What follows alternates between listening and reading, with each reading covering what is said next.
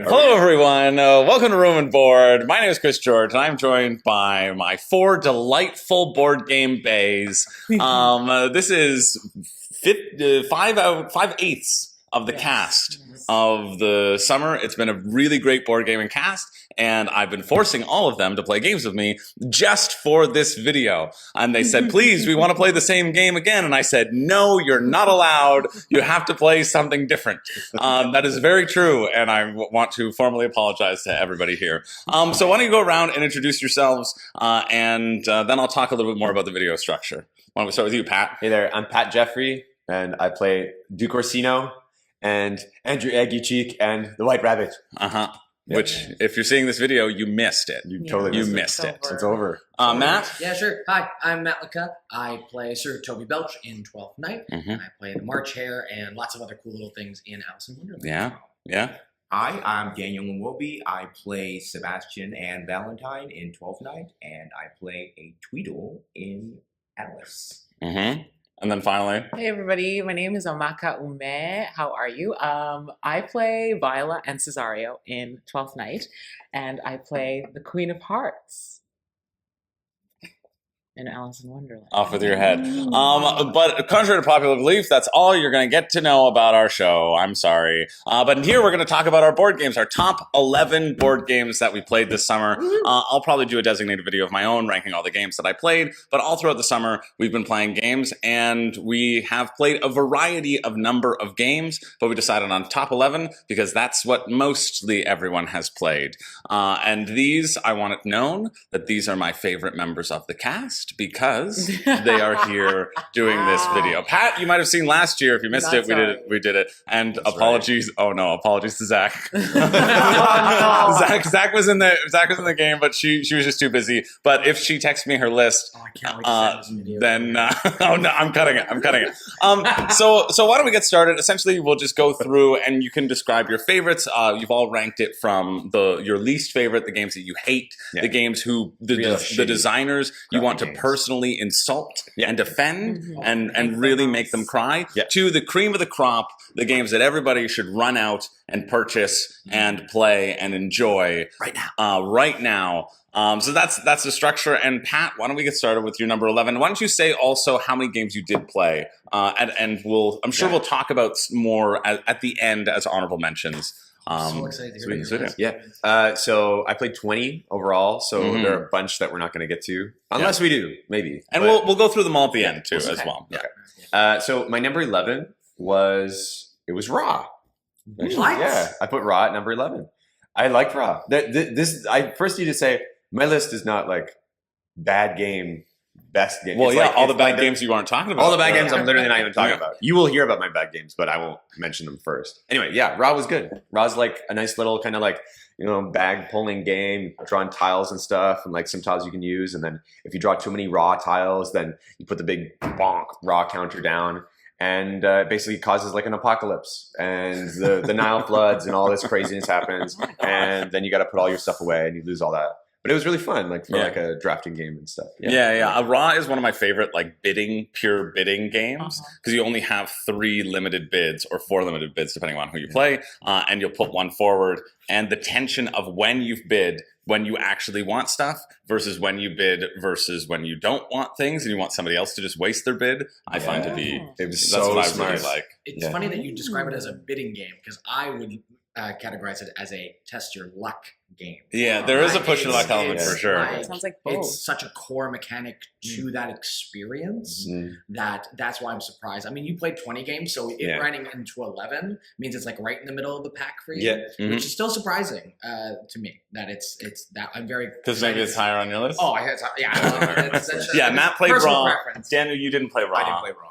No, and Ray played Raw, who will probably be jumping in at the very end.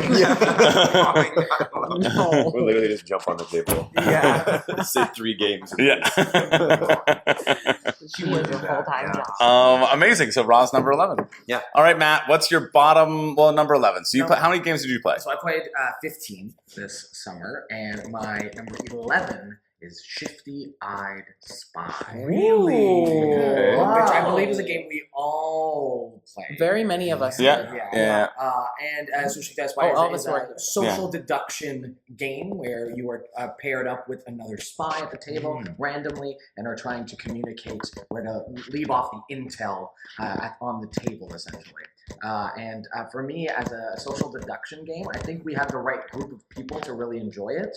But I can imagine the game being terrible with the wrong group of people. Hence why I put it so low, because I think it is a pull out the game when you have the right people involved. It can't be something that I bring to every party or every group, so that's why it ranked as low as it did. Yeah, it is. That was probably my favorite play of Shifty Eyed Spies. I think it worked the best that I've seen it work when we were playing, because we were all in it. We were all just looking and like it was great. Like, was so don't get me wrong, tense, it didn't whatever. rank like at the bottom of my 15. It was just like we had such a great time with it, and I couldn't imagine a better group to play it with. So I'm like, then therefore, it cannot be higher on my list. It may never be that good again. I just like it as a bar game because like you barely have to set anything up. Yeah. There's like 6 things you set up and then some cards and that's it. And then yeah, like just you constantly you looking. have at your it. beers, you just like constantly look around. You can basically play it while you're doing other things. Like I But maybe thought why it this is why it was so good fun because game. we didn't do other things. Yeah, It was like we were really in it. Yeah. We were the spies. Yeah. We were shifted. We were shifted. That is my number 11. Nice, number 11. All right, Daniel, you're number 11. My number 11 is... And how many games did you play? Oh, I 12 played were on your 12 list? games. Yeah. I played 12 games, and my number 11 is Dutch Blitz.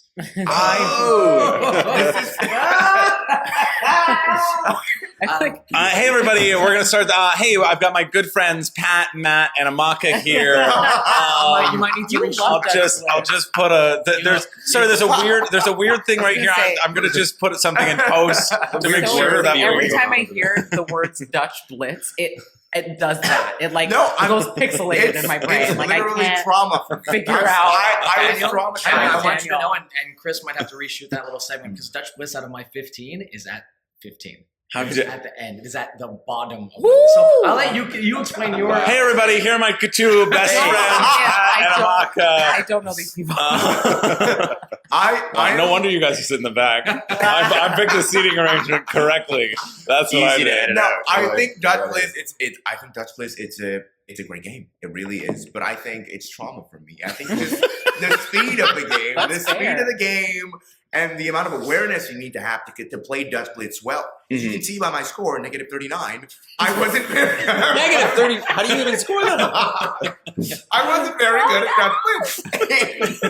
I forgot I showed because it shows your score. It shows It does. your best score. Negative 39 was my best score. Is what it was. And we played a lot of those. That When we sucks. played a lot of that, played- that was my sucks, best man. score, which is not fun. Wow. Oh, you Right. didn't put any cards away. And- That sucks. I think it takes a lot of awareness to play Dutch Blitz well, and it takes too long for me to wrap my head around that. So if Fair you're enough. if you're a slow thinker like me or a slow observer, maybe Dutch Blitz is not for you. Maybe I'm just That's fair. That's fair. Matt, why do you hate all the things I love?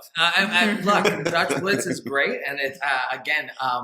I think there are games that have come along that have taken from Dutch Blitz and done things better with them. One of them is a very similar game. What's it called? It has a totem in the middle. Jungle Fever. Jungle Blitz. yeah. Oh, Jungle Speed. That's Or Jungle the one. Speed. Yeah. Jungle Speed. Like I'll take a Jungle Those Speed Blitz. over a Dutch Blitz, which feels similar in the sense. I guess what I wanted from Dutch Blitz was more carnage. And that fair I enough. get from Jungle Speed. There's a lot of self-policing in that game too. There is, yeah. You have to Yes. really make sure that you're Yeah. like, yeah, okay, I'm playing by the rules, sure. Yeah, not Otherwise- using- not using Otherwise, two it's like hands, random yeah. nonsense, right? Yeah, Yeah. that's fair. Oh, yeah. I'll ask you a question once, Amaki, you give your number 11. Okay. And then, but go ahead. Great, thanks. Thanks, Chris. My number 11 game of all the games that I played, which was 11, was Bananagrams. And it hurts me because I know Bananagrams is like a classic, you can bring it anywhere. It's so portable. The sublet I'm staying at has like Bananagrams and then Apple one and the Pear one. Like there's so many. And I also really like word games. Like I like crosswords and spelling bee and Wordle and all of that. But I think the chaos is too much for me. I like knowing what I have to work with. I've also tried to play Words with Friends before, and I don't like that. I've tried to play Scrabble before, and I don't like that. I like I like when there are You like crosswords? Yes, I like when there's a set of parameters. I know what I'm working with, and it doesn't continually shift. And also, Chris isn't yelling. What do you say? Peel. Yeah. Chris isn't constantly peeling literally. at every Or Pat. possible moment. Chris or Pat, you're both really good. But But Or it's Pat. your voice. Your voice is in my head. Yeah. It's going peel, Daniel. peel, and I was like I peeled once. peel. And Daniel also crying on the side. Yes, yeah, there's a couple of times yelling about not having any vowels or consonants or something. I have no vowels or consonants. I don't understand. Why am I here? Why am I? Daniel, you have to flip them over. You have to flip them over. And then Chris screaming, So, yeah. "She is a word. It's in the Scrabble dictionary." Yeah, and the Scrabble dictionary Oh, being yeah, its it's own stupid. Yeah, it's separate stupid. planet. Scrabble It is dictionary I'm needs out. to go get Chaos burnt. out there. Sorry, Yeah. Bananagram. Get Wild burnt, West. Scrabble Yeah. dick. Well, that's fair. I kind of expected Bananagrams to be kind of lower on a few lists. Yeah, it might not even have been on my list had I played more games. Right. so. Yeah. Fair enough. But now my question for everybody too, to sort of set up the introduction as well, is I want everybody to talk a little bit about your familiarity with board games before we head into the sort of top 10 to give kind of like baseline, because I think we have a lot of different familiarity. Because I know Pat, why don't you go first? Yeah, I have like maybe like 20 board games. I like playing board games. I go to the board game cafe sometimes. And yeah, there's a lot of things that I haven't played. Like the vast majority of games I haven't played. Like I guess everybody. There's too many. Yeah, there's too many. There's But, too many. Yeah, I really like board games. I just I don't get them to the table as much as I'd like. So Yeah. that's my experience. Matt. I've been a board game enthusiast for a pretty long time. I don't have a ton of board games at home. I think I've got maybe 20, 25, which feels like maybe a big number to someone who isn't a board game enthusiast, but for those who are, it's probably a tiny collection. But worked at one of these board game cafes back in Toronto for a little while. Yeah, Snakes and Lattes. Snakes and Oh, Lattes, great. College Street. And so I got to, really engross myself in the culture and, meeting game designers and stuff like that. But that being said, finding the right group of people has been the biggest struggle of board game playing for me. It's like I have all these board games, don't have the group to play. So that's the best part of my summer is right here. Yeah. Daniel? I'm not really a board game person. I till this summer, Chris got me on this. I was a kid. I'd go out. I'd roll tires. I didn't play board games, but me now I play board games. But it's been a crash course summer for board games, and it's been exciting. It's been amazing, and I really like board games now. So Yeah, because I feel like you're potentially what board games had you played before like this summer? Scrabble. Monopoly, Scrabble, and that sort of stuff, right? Yeah, wow, that was like your yeah, baseline. I did not know that. Yeah. Yeah. I love that. And then Maka? Yeah, Chris is my gateway drug too. Board games weren't really a thing when I was growing up, so they didn't really happen. I think the first card games table games I played were like Uno, and that was like well into my teenagedom. Yeah. But then we worked together 7-8 years ago, played Coup every day, and then you got me into Board Game Arena, which I was on for a while. I don't really play that much on there anymore. But that was really nice. It's like online platform for a lot of board games on there. Yeah. But I think I stay very much within my little parameters. I just want to play the games that I know.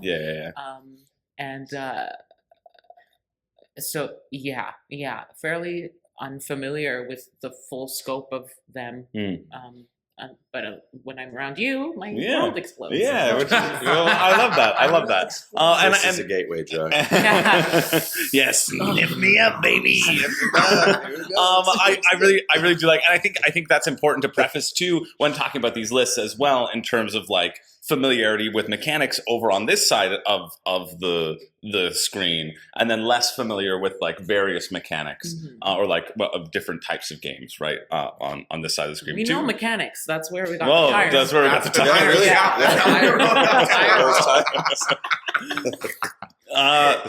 So with that, let's go. Let's continue on to number 10, Pat.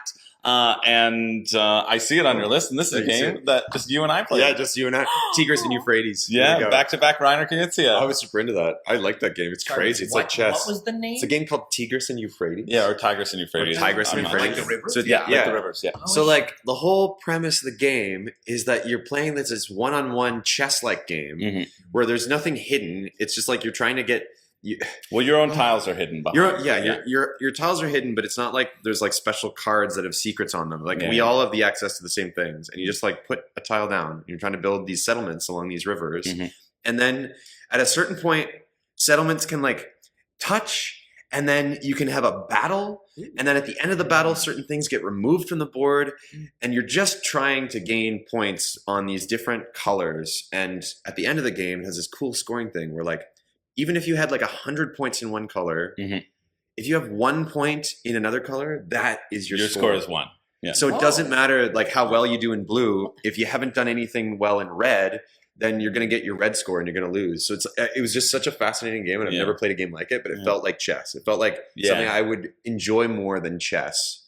It's in the same vibe though. So it's like a very heady, very intense. Yeah. It's super fun and crazy, like mental crash kind of game. Yeah. And it plays 2 to 4, but I really only play it at 2 because I like that back and forth battle that you're talking about. Basically, every time you put down a tile of a color, if you have your leader of that color in the region where you're putting it, you get a point of that color. Okay. And so you're trying to balance these four colors because, like Pat said, you can get 1 point or 100 points, but then your score is 1.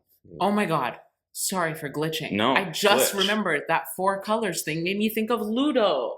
Ludo, I did. Ludo. Which is one board game. There you that go. we have in Nigeria. That's like, the one Nigeria board game. Yeah, and like Actually, Snakes and Ladders too. Snakes and Ladders. Snakes and Ladders. I've never played. I've never played that. I don't, Okay. What is Yeah. it like? Yeah. You're not missing much. Ludo. But yeah, Tigers and Euphrates was really fun. So good. That was one that Pat requested beforehand because I knew Pat was coming, and I knew Pat was a big board gamer, so I sent Pat my Board Game Geek, like my profile with all my games. It was like this one, this one. So I tried to bring stuff and so I'm really glad that you and I got a chance to play that together because it's a nice bonding experience. Me and my gateway drug. Yeah. After every move, I said, "Take a little sniff." Look at him all dressed in white. Love that. Yes. The snow's falling. This video's so weird. I mean, they're used to it. It's Welcome to Room and Board. I mean, every video here is pretty weird. Matt, what is your number 10? You're not gonna like it. It's another social game that we played, and it would be Avalon. No. Wow. Avalon cracks the top 10. I feel you. Mhm. I So feel top you. 66%. Explain. Yeah, there you go. yourself. Mhm. That's a way of looking at it. Avalon, very similar to Werewolf, social deduction game where you're a town of people and you slowly start to die and you need to figure out who among you is the traitor or the bad people or the whatever, the worshippers of Satan or whatever it is Yeah. The evil. that they are. Yeah, the worshippers of Satan. Yeah, That's what it was. For me again, it's one of those things where we had a great group, and we're always gonna have a great group when we're a bunch of performers, extroverts, and whatnot. But like, I can't imagine every group I'm in being able to play Avalon well with a group of people, and it goes well. So I think just in general, social deduction games for me are like it's a matter of time and place. Avalon's a great game. To be fair, we also didn't play with any of the extra. The rolls. We just played base. Which I think for me would have helped bump it up a little bit because then it becomes more of a game of sophistication and social deduction of like, ooh, this person's this person could be that. But yeah, that's it. I don't got anything else to say about Avalon. Except Matt, I also want to know because I knew you were pretty diligent about even like assigning a number rating to these. Yes. And so I feel like, and correct me if I'm wrong, is your list seems to be rating the game like as not even just personal enjoyment, but like if you were reviewing score and then you've ranked all of like your reviewer scores. That is correct. Yeah. Okay. Cool. Yeah. So in terms of just, I think it's an interesting reference point to know for people following along watching this. I was out of 5. I gave Avalon a 3.9. 3.9. It's almost Okay. full marks. That's actually pretty good. That's actually good to know, especially because you rated it with a number. All right, Daniel, what's your number 10? I'm sure Avalon will appear on everybody else's list too. Yeah, so. but my number 10, Bananagrams, much like Amaka. Mhm. Yes. I think the chaos of it it's quite a lot for Yeah. me to deal with. It just in the frame of time you have to put out words. It's too much for me. I enjoy Scrabble, I really do. Yeah. But I think just the fast pace really throws me off, and it makes it hard to focus on anything or even actually make good words, right? And yeah, but it is a fun game to play with people. Again, you just get the chaos is also what makes it fun, right? You So get to see how people deal with the People get stress. hurt. It was very intense. Yeah. You get to see how people Like, deal with stress. slapping Exactly. Again, I keep saying Chris's peel. It hurts me because I'm like, am I doing something wrong? Am I doing something wrong? Well, to be fair, not a lot of people like playing Bananagrams with me anymore. So I was really excited when Pat wanted to play it. Pat was the one who wanted to play it. And I was like, this is the best time ever. And everybody else just kind of had to do it because it was the lunchtime game that Pat and I chose. Yeah. But that makes sense, especially with Yeah. Dutch Blitz being your number 11, right? Number 10. That kind of tracks. Amaka, number 10? I think I have to put modern art as my number 10. Well, Wow. Probably You because, hate Pat. Probably You hate because me. I'm not good at it. I only played it once, and I don't like that. I don't like to be bad at stuff. So,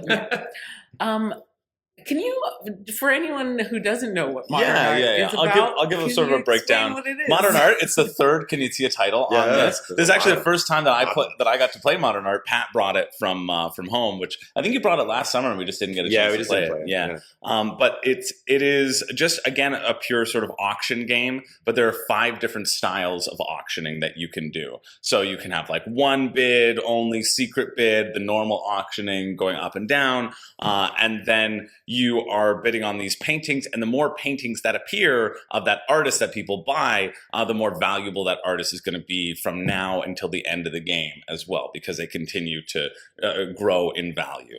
And so you want to push your own artist forward that you want to grow, because everybody gets a chance to put one up for auction and they receive that money, which I think is a cool part of that game, is that you're getting the money for selling it, but people are also trying to buy low and then selling other ones later to like inflate the value of the artist. And so because of that, I think there's that fun like sort of give and take.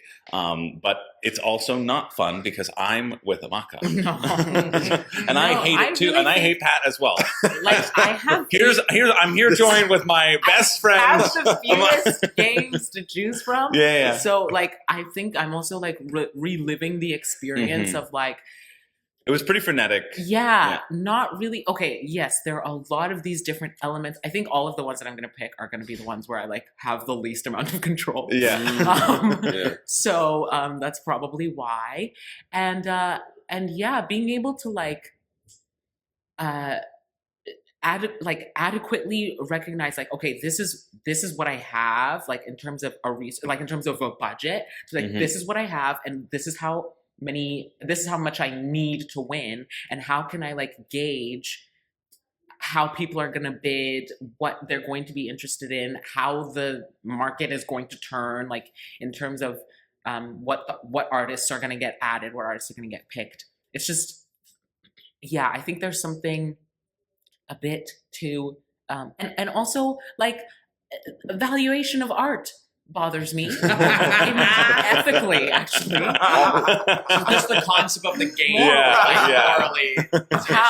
How can you give someone a score in theater school, or Ryan Knitz, he's a say how mathematician, much- so the designer's a mathematician. He Oh. doesn't. Okay, all right. But he always wears really nice bow ties. That's nice. I love a bow tie. Yeah. I would like to play it again. Yeah. I think it's also just a beautiful piece of work. But Piece yeah. of art. Yeah. A lot of piece them. art. A lot of them. That was mostly what it was. Yeah. I was like, can we actually just go to a gallery instead of this? Yeah. Can we not play this board game? Yeah. And if they're dead, they're worth more. So maybe that's Yeah, true. effectively they're all dead. in the Yeah. thing. I just think the rules of that game are just like so streamlined, so simple. You're just betting victory points and hoping that you make them They back. make him back. I like it's like really the explanation of the game takes like 5 minutes, and then you're in, and then you just get it. Like once you play, you're like in it. That was why. And it has the reference card too. The reference card is actually really nice. To be able to look back to. I would like to play it again. I just didn't have fun the first time. Hey, fair enough. That's all. That's good. It's a bad game personal. for horrible people. Pat, what's your number 9? My number 9, I guess my number 9 is Distilled. So played all these games I've never even heard of now. Wow. Just keep in mind, like number 9 on this list is not like it's not like a bad score at all. There are 20 games on this list. Like I'm really I'm scoring them based on like games I want to play, like just like immediately I'd want to play. Yeah, and like from experience last time. It's not about score or anything. I just really liked Distilled. I thought it was fun. And I just really like the idea that you shuffle all of these random alcohol cards and your special ingredients and your yeasts and your waters, and then you're like pulling out cards and hoping that you get the right recipe.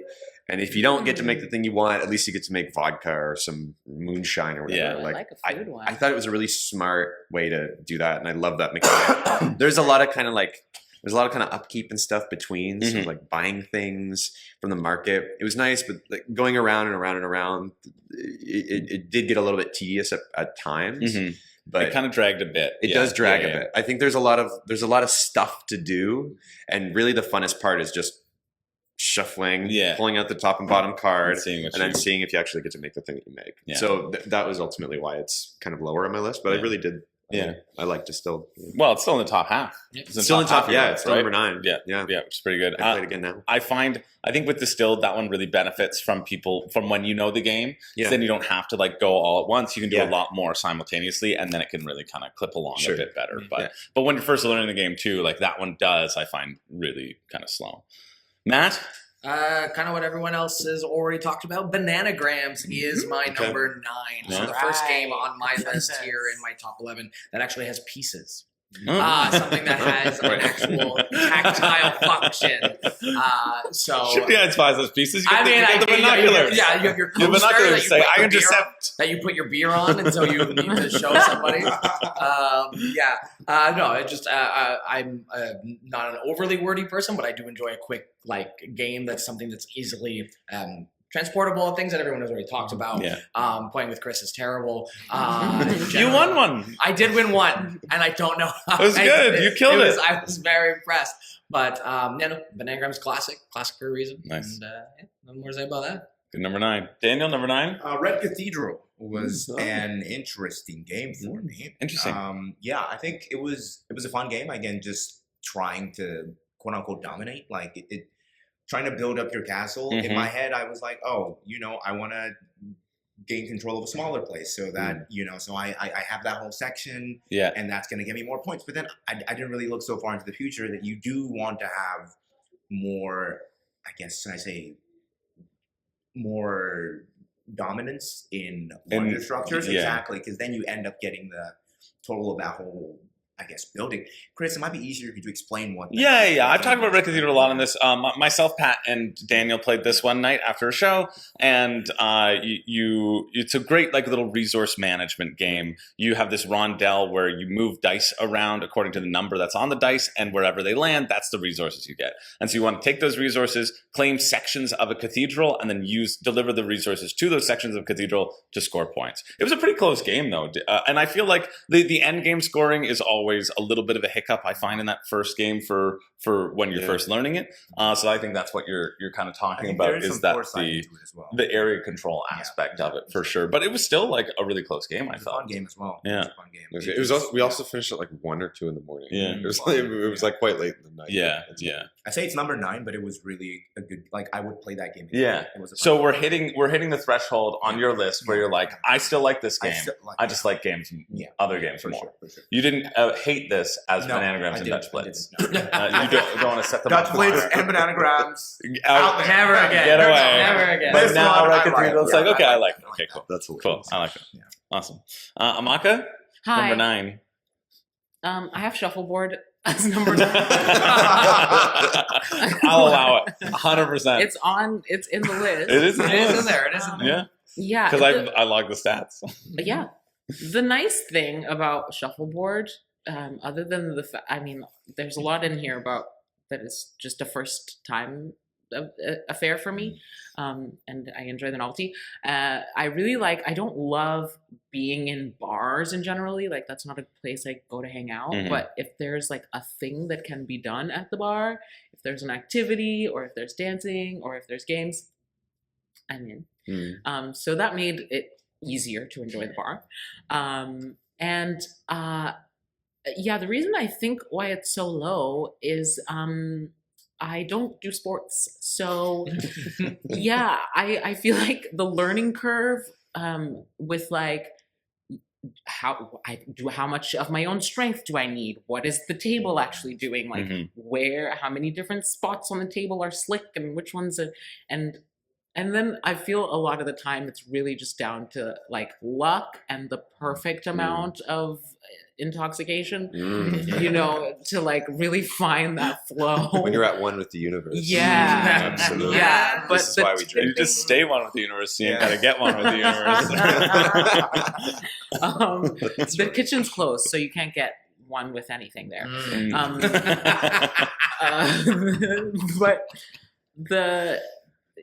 But it's a very fine edge, not unlike the edge of the table and the sides and all of that. But it is nice. I have a secret wish to be a curler one day, and it feels like that's in the world. Yeah, this is we can curl in Toronto if you want. Yeah, I curl every Monday in the winters. And it's a really friendly league. I guess we're coming to curl on Monday. It's a really friendly league. You guys could start Best thing I've heard ever. Yeah. I love it. Yeah, Good deal. And it's a restaurant league. It's like Suits me so. well. That's why we do it Monday afternoon. Oh, Monday afternoon? Yeah, 1 to 3. I can play dodgeball and curl in the same day. Yeah, baby. Oh, I do Well, dodgeball I do league? dodgeball league Monday every Monday night. People Oh, don't live, man. Okay, that I don't Champion. No, we'll just stick with curling. We'll stick with curling. One But a super friendly league. Anyway, we can talk about it after. Okay, but, great. I'm excited. I'll come curl. Yeah, it's great. Can It's you super dodge fun. Can you dodge a I wrench? can, you know that joke is made at nauseam. But I like it. Dodgeball. And I especially really My like own that. blood. Excuse me. Sorry. Especially really like when me and Chris are on a team because we win. That's true. We were an unstoppable team. It's pretty nice. We couldn't be stopped. We could not until they closed and we had to leave. That's true. Then we were stopped. Then they stopped us. They said, "Get out."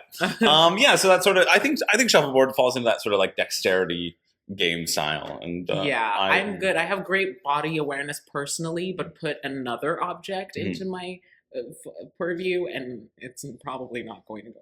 But it's on BGG, so that means it's on BG Stats. So that means I can log the plays. Yay! Is karaoke on BGG?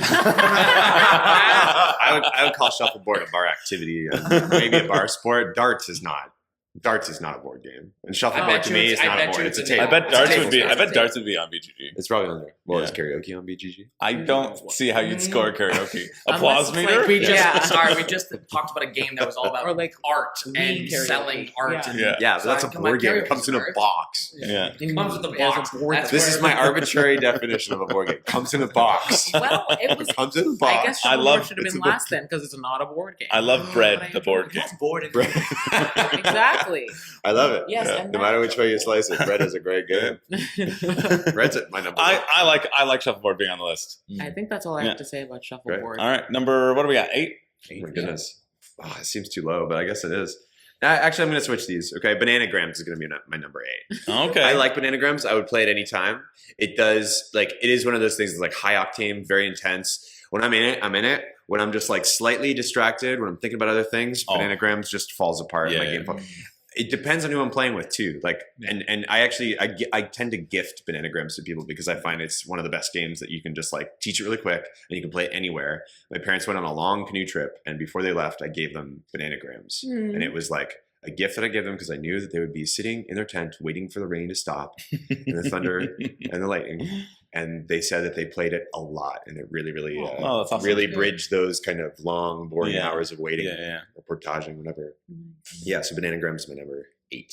Very Nice. I'm just so thrilled that you won it. We played Bananagrams, and You're also like, you are the best Bananagrams player I've played with. Well, And but generally, I tend to win when I play. Pat always wins, and that you won more than me, so you really are a good. But it was very fun. It was like it was a highlight because I got to play with you, and because you enjoy it. Like if you get people, I think that are like in the same as you, then I think it can really like cook. But if there is. Like if some people know the 2-letter Scrabble dictionary off by heart and some people don't, then then people don't want to play with you. Yeah. That's not fair. Then people don't want to. Matt, number 8. Number 8, this another social game that we got to play, but it went up the list a little bit, it beat Bananagrams. So Adventure Party. Adventure Party comes in at number 8 for me. And it's because I'm a big D&D player. I really enjoy it. It's basically taking D&D and distilling it down to its very like finite social interactions, which is just storytelling. So when you're playing with a bunch of actors, the storytelling is really engaging. It's really fun. We all kind of picked up where each of us left off. And let me tell you, in a game of D&D, and I've played with actors, I've played with people who do other professions and don't do creative things, it comes down to people you play with, because D&D falls apart. Or you feel like you are carrying the story really heavy because someone else doesn't like storytelling. Right. But when you're in a group of storytellers, it's like a joy to play. And I did enjoy the cards, the fact that there's like 20 odd story interactions you can have with those different cue cards, story cards. So like that to me was like, oh, I can play this again and I'll have a completely different experience, completely different story. And I'm always into that kind of stuff. Nice. Yeah. What did you rate it? What was your number rating? My score was a 4.05. 4.05. Sounds good. All right, that's It's a little higher than 4. Bananagram scored 4, so there you go. A little higher. Nice. 4.05. 4.05, baby. Nice. All right, Daniel, number 8. Number 8, Coup. Coup is a weird place for me because I feel like Coup should be a lot higher in my books. I really loved the bluffing games we played this summer. I think I really enjoyed the, deceptive nature of it. And it's, to some degree, like as much as you bluff, like it feels like there's an aspect of like, as much as I could try to guess what this is, I'm still kind of guessing, right? And I feel like that's something that makes it fun as well for me. I did also like the fact that like Coup was like it was like what, Italian mafia themed or something? Yeah, sure. Italian It mafia. felt like that. I don't know. Yeah, it is. Yeah, sure. Like there was like a Contessa or something. I don't know what it was. Contessa, yeah, she's like Italian. a Contessa. Contessa. No, but it was a really fun game. Assassino. In the future, everything is Italy. No, but it was a fun game, and I really, really liked the bluffing games we played this summer. It was, it was one of those. Nice. Cool. Cool. I'm on number 8. Cockroach poker. Hey, talking about bluffing. Yeah, the bluffing games really were fun that we played this year. I love bugs, I think. So I was really excited to play a game that was centered around bugs. I really feel like there was this meta thing that happened, like in terms of building relationships as an ensemble too. Like I feel like our characteristics really I don't know, shone in a weird way, in a different way. No, absolutely. When it came to this, because we had to look each other dead in the face and lie. And then it was like, and now it's your problem. Yeah. What are you going to do after? Are you, and then like the challenging each other to believe one another was really cute. I don't know. I really got into that one. And what else? It's also like, how is this a game? And then you play it and you go, damn, this is a game. Yeah, it I don't plays know. really well. We played it so early in our getting to know each other phase of this summer. Yeah, I that's wonder if true. we played it now, Yeah. how different it would be. It would be such a fun time because, bring it. like Yeah. you said about like cast bonding, Okay. we have now bonded as a group. Yeah. So We'll go to Resolutes. Yeah. No, Or we or can we play can do it on Sunday. We Yeah, can play it on play- Sunday. we can play it on Like at the Tuesday. start I'll of the bring it to summer, the- I trusted Chris Now playing Cockroach Poker, I would never. I would never trust There you Chris. go. That's the number one rule. You never trust Chris.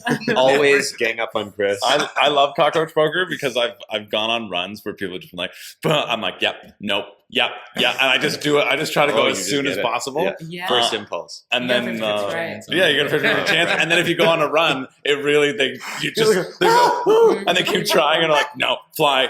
Yes, rat. Yeah. The whole thing with the Yeah. freaking rat. That's my It's favorite interesting thing. Like, because then you get like the adrenaline gets pumping, and And like, when it everyone's, goes like, all the way passing. around the circle, and then Yes. it comes to the last person, Yeah. and they have to decide if it actually is that And thing or not. everyone And is then they blind. flip it. Oh, it's so good. So good. Good one. Yeah, it really is just like finding a bug. Why did I rated it so low? I don't I'm know right there with why I you. rated 12, it low. 13, 14, 15, You 16. played 16. 20 I on there, regret rating it that low. Don't look at my list. You Well, I'm played looking at your 20 list. games. Never You trust can rate Chris. it Look more. at your list. Your list is there. I'm gonna look at it. Nice. Cockroach poker number 8, which was Pat's 16, and Just goes to show how good these games are. but what's number 7? Number You 7? called an audible. You moved it up. Yeah, over I did. Bananagrams. It's Brass Birmingham. 7. That's also my 7. Yeah, that's sick. Nice. So yeah, because that makes sense because we're the only two that played it in this Yeah. group. So like, okay, let's talk about it. So Brass Birmingham is it. So the rules teach was brutal. Yeah. I remember it was just brutal Oh my learning the God. rules, and then it was like constantly checking back, like, what about I'm this sorry I little weird wasn't little there, provisor? too. It's okay. I don't think that. I just think that's a brutal. It's teaching just one of game. those games. Once you know it, you're gonna like Yeah. fly with it, and you Yeah. can really like. It's I like could a just 4-hour see. long economic game. Yeah, it's Wow. all economics. It's resource management. Yeah. It's Building trade routes, Building- building railroads and canals and stuff, and also using other people's resources. It's like anything that somebody else does, you can use it to your benefit. And like, so there's always this idea of like, if I put beer down, if I make a brewery, it gives beer to somebody if they want it, then they get free beer, and it'll probably not come back to me to use that beer again. So is that worth it, or should I just do this thing that's selfish but gets me fewer points? It was like that constant, like, what do I do? And then halfway through the game, you just play the game again, but it flips and it's a little bit better and a little bit juicier. Yeah, and but like for you have me, history that with like the people that that you're playing. shift in age Yeah. did not do enough to Okay. shake up the game to Mm. even warrant it existing. Okay. I would have rather just continued playing the one age Mhm. with higher and higher stakes rather than wipe the board and like, Right. Yeah. start again. Yeah. Like for me, there Fair was enough. just a bit of redundancy in the play style, but Mm. I will say I think you're right that the Mm. teach was the worst part of it. Yeah. Period. Brutal. Yeah. If I were to go into it a second time, which even like it's at 7, Yeah. it's not the Top bottom of half. the barrel, top half. Yeah. Like it's just one of those things where I think, and you need to be with again. This game is so intense Yeah. in terms of like thinking things through. Like you said when we were playing, what was the game that you that Daniel brought up? That you're like, oh no, Distill. It was you. Yeah. Mm, Where like yeah. you can kind of do things simultaneously. This game you can't. No. Yeah. Everything's There's contingent so on the many last thing that decisions to happened. be Yeah. made and thought of. Like it's a long game, which is Yeah. fine, but yikes! Yeah. It's I also think the theme is like pretty intense and like Yeah. just thinking about you're brutal. building coal factories in these hellish mills, Oh, dude. and you're playing the worst people Oh no. who ever Oh, lived, yeah. Oh, my. and it's very dark. Or Everything about it is you're just dark. developing the Theme is industry. It doesn't have to be. Oh, but you're developing like the fossil fuel industry. Yes, in that's true. Yeah. in like the saddest time it's recorded. in recorded history, Yeah. the Victorian era in England. Like, whoa, awful. Somebody has to do it. And Might yeah, as and well then plus like gamify the that. board's quite dark as well, and it's like I just found the board was just like one big kind of dark gray, Dark gray, splotchy slightly thing. brown slab on the table. Yeah, the theme wasn't really doing much for Oh, me. just play on the but dark side. No, we played on the Oh, we you played on the light side, and it was Okay, just light like side. It's just- double-sided for purely just like aesthetic. You can be a Oh. dark, gloomy day or like a nice day. it's literally like 2 shades darker, Yeah. one side or the other. Everybody There's has no to play the difference. same side. Yeah, it's the main board. I think it's. I'm gonna say this. I Mhm. think it's overrated. Well, it's number one. It's the number one game on I think Board it's Game Geek. overrated, I agree. but I really did Whoa. enjoy it. But I Yeah. think it's overrated. Mm. It didn't give me that like joy, like oh my god, like the Yeah. heights that, Yeah. that we can get to in this Yeah. hobby. It didn't give me Yeah. that. But maybe it's because I didn't play it enough. No, but I think the fact that we Yeah. both have it at 7, Yeah. just in Yeah. general. Like Totally. when you played It's like, 20, I played okay. 15, Yeah, but that- like it's the heights of board game enjoyment. You're not gonna get there until Didn't us. even not No. close. No, Mm. yeah, For me, that placement like signifies you both recognize that like mechanically it's a really solid, chunky, satisfying game, Yeah. but it didn't get to that like delicious. There's no factor elation for you. Yeah. It's all like thinky. Yeah. Oh, optimizing. No, like, oh my God, you and I are better friends now. Mhm. We've gone through something together. There's none of that. Oh, that certainly is not. No. If anything, it's I will never speak to you. Yeah, we're not. Rating now. Nice. So that was my 7 as well. Number So, 7. And rating and the Matt LeCon official Malachi, rating? 4.1 out of 5. 4.1. Okay. All right. Not a point where 4.05. 4.1. 4.1. Daniel? Cryptid. Cryptid is my number 7. Cryptid was a good game. Cryptid was a deduction game, I believe, and it was quite fun to play with this particular group of people. I think I might have, hindered the progression of this game because I kept giving the wrong.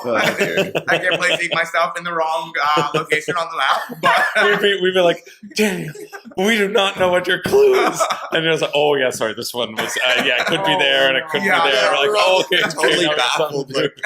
But hey, but you won? I won. So hey, Whoa. who knows? Did you win a This board game game is night for and I you. wasn't there? Well, it was actually, we played it Yeah. in between like rehearsal and show. You won a few games, to be honest. Well, yeah. Yeah, you won. I won good. You screwed with us for like an hour, and then you won.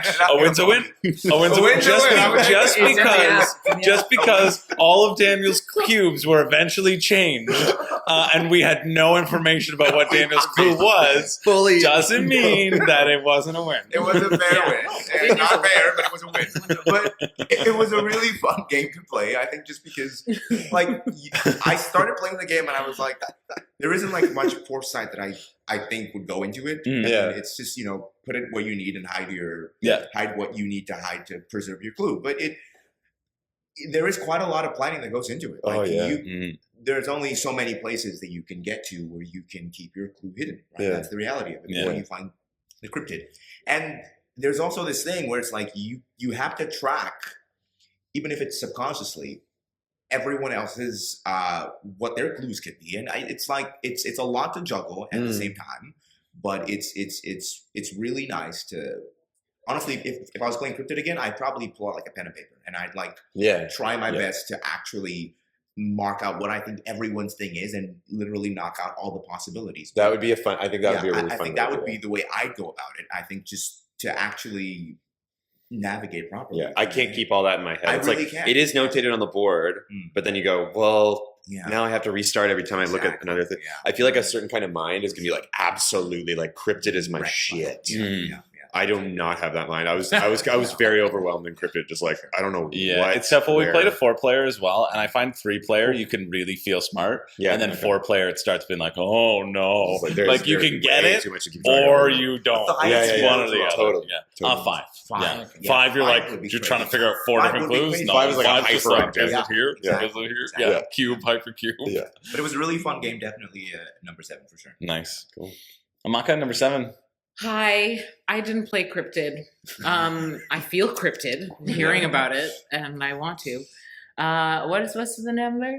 7. Oh, Shifty-Eyed Spies. Mm.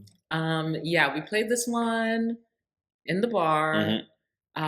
And I just think it's really fun to wink and be winked at as part of the gameplay. That is the Oh, just in life. Just in life, Just in life. in general. See, if you ever see Amaka walking down the street, just wink at him. Who here do you think winks the most? Yeah. Who winks the most in their everyday life? I think Chris. Chris. I think Chris. That should be the order. That should be No, you head can't shot. wink. I couldn't wink. I was like, Blank Shifty had spies with a dude that can't wink. That was There is like, nothing what am I funnier. There's doing? no better comedy. I was like, what's going on?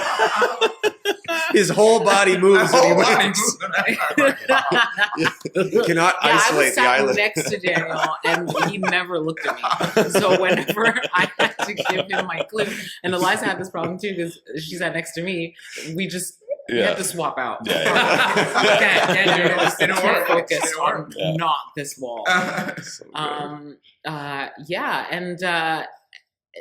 Trying to focus or like trying to cement a non-verbal communication style that's like effective and quick and can't be intercepted. It was very exciting. It's like, a few of my more favorite ones I think have a real ease of transference to the work that we do. which I want to always be better at. And not only in like playing, not only like working with you all makes me want to be better at my work, but also playing these games with you all, at people that I work with. I'm like, okay, the play is the work, the work is the play. Anyway, yeah, I thought the characters were also really cute. Yeah, the art design's great. The box, the little box. The little box. And I can't remember what was happening on the other side of the bar that day. Maybe it's karaoke or something. No, it couldn't have been karaoke. Yeah. It couldn't have been karaoke. Oh, maybe it was karaoke. Could have been, yeah, I don't know. Oh, it was like an open night. It was an open mic. It was an open mic. Yeah, it was. Yeah. Oh, There's some crazy sets going on. Yeah, there was some singing going on over there, but I just vaguely remember like us being the life of the party kind of thing, and I loved that for us. Yeah, there's some guy howling and hitting something. Had this tiny little section of the bar, and we were the vibe. But it also really works that you can play this game in its entirety without, like, with all the noise. You can that's play true. it and enjoy it. Totally. Yeah. Very underrated. That's right. Yeah, that's absolutely. That's pretty clutch. Oh yeah, and you had to go home anyway. Get my ID and come That's a back. separate Then I thing. got my ID and I came back. Yeah, Daniel went home to get his ID. Came back and did not have his ID. Oh, The he sole forgot his ID. purpose of going home was to get the ID and come back, and then he had to go back home and get the And then ID. he took Pat's bike, and he had never Oh, biked. And I almost died on the road. Almost And never And I watched him go, and he's like, "Oh man, he's not coming back. Neither's your bike. We will miss you, soldier." Felt like you're going off to war on a rickety old boat. Oh, Yeah. God. Yeah, Okay. there's the game, and then there's the game around the game, Yeah, the game yeah. of life. Yeah. I think it infuses these memories with affecting my scores. That might be why it's so high on my list. Actually. Yeah. It's not the next one. The next one for me is modern art. So this is Number my 6? number 6 is modern art. I switched it last minute because I just remembered I had a better time playing this other game. But modern art, I think, is just fun to play, and I really just like watching my friends play auctioneers and get really into it. And also, I played it with my parents. They don't like games. They don't like even card games, but like they played this and they actually had a good time playing it. So it's like that counts for something. 100%. That matters. Yeah. They're not gaming people, and they got into it and they were having a good time, just like having a fun time, just looking at what the crazy paintings are. Oh. Yeah. So modern art, number 6. Nice. Yeah. I really I loved just getting to be the auctioneer. Yeah. Like, $10,000, $10,000. yeah. What The are hype you gonna is do? so good. That's So good.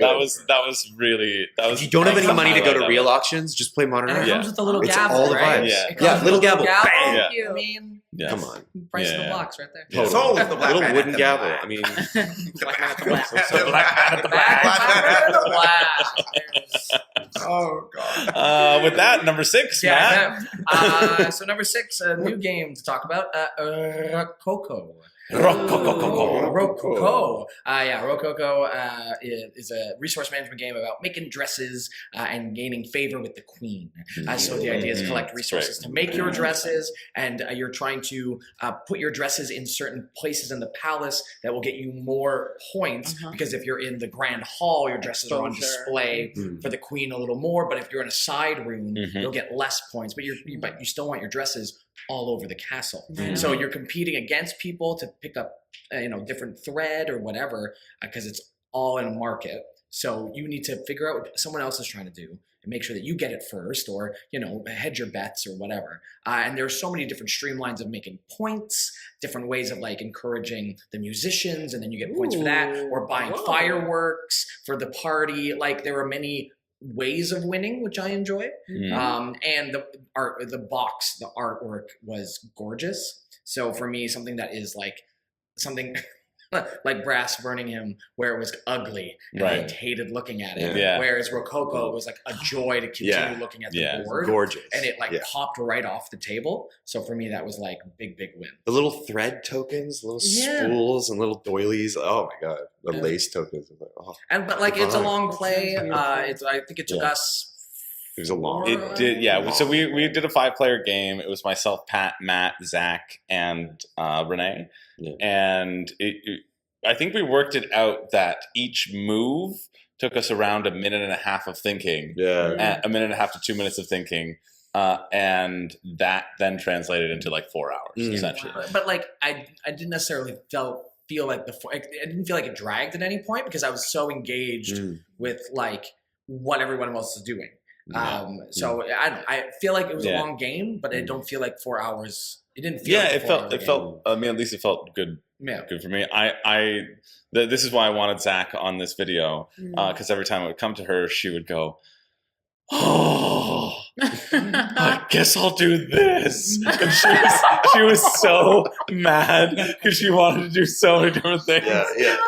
But she'd be like, oh, and I was like, Zach, just buy a different person. Like you can have. She only had 4 cards the whole game, so you can get like different. And that's a legit strategy. You can thin your hand, so you're cycling the same like really good people the whole time. But she just didn't. She didn't get like the other people to like improve them, and she's like, no, I want the. And then she total just anguish. Anguish dressmaker. But she did enjoy herself. I wonder if she, like when she gets me her list or whatever. I want to know where it ranks in her esteem. So it's like she also played Cryptid and she played Modern Art with us. Yeah. I love Rococo's card thing. I just love that you have 3 different tiers of dressmakers, and some of them can just go out and get some money for you. Some of them can actually make a really nice gold dress, like a beautiful, most beautiful dress, and then some are like a little bit more kind of they can use thread and stuff and special tools. I really like the way that works, and that you can go and cycle out and buy cards and burn other ones and get a new thing, but you really ultimately only ever have 3. Right, 3 cards and that you get to play. Are you burning these dressmakers? No, like you just get rid of one card and you can get a new card. The cards are seamstress, or they're seamstresses. So it's like you build your team of seamstresses. And some seamstresses are better than others. When I said burn, I meant like you get rid of it. You never have to You're a seamstress. seamstress. No, I should have said fire. Fire the seamstress. And every time that we would do it, you'd say, Fire and I also kill this seamstress. And I replace him with him. I kill my master and replace him with the better. Oh, that was very satisfying. And that's number 13 on your list, I see. Pat. Yeah, it's down to 13 because it took way too long. And also like the board, I'm sorry, but the board was literally just like, it was beautiful, but it was just like a bunch of places just to put dresses. And there was no movement, there was no motion, there was nothing on the board except for just like slots to place things. And there were fireworks up here, and that was nice, and there were nice statues and things. But like it was just like, okay, claim that spot. Okay, now no one can claim that spot. For me, that's not a good use of a board. I love like tactile and like moving things across a landscape. I love that. That's like one of my favorite things about a game. That's why I liked West Birmingham, because it was creating networks. But there are no networks in that game. It was just place a thing there. It's totally static. Just like a painting that you're and it's done. Yeah. When something's on it, you can never take it off. So that I didn't like that either. Matt, any final thoughts about Rococo? Or did we cut you off too much? 4.1. 4.1. Also, but it tied. It tied, but I would pick up Rococo over Brass. There you go. Yeah. So same level of 4.11 quality of game, but I I would pick up Rococo again before I picked up Brass. There you go.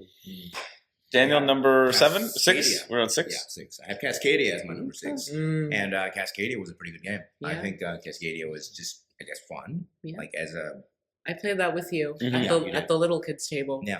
While we were playing well, it was really nice. Like we had a couple days where Chris George Game Cafe was open for business, where we wanted to play. Like I didn't want to always just play social deduction games because I wanted to make this video, and I wanted to expose, like I wanted to give everybody like a chance to see and experience different games, and so we had like a night where there were 7 of us, and we just split into 2 groups, and it was very exciting for me. I love it. Is my favorite thing. It was sweet. Having people over and then not spending any time with them whatsoever. Just immersing yourself into a fiction. But looking over sometimes and watching you enjoy, and then going back to and every so often clarifying a rule over your shoulder.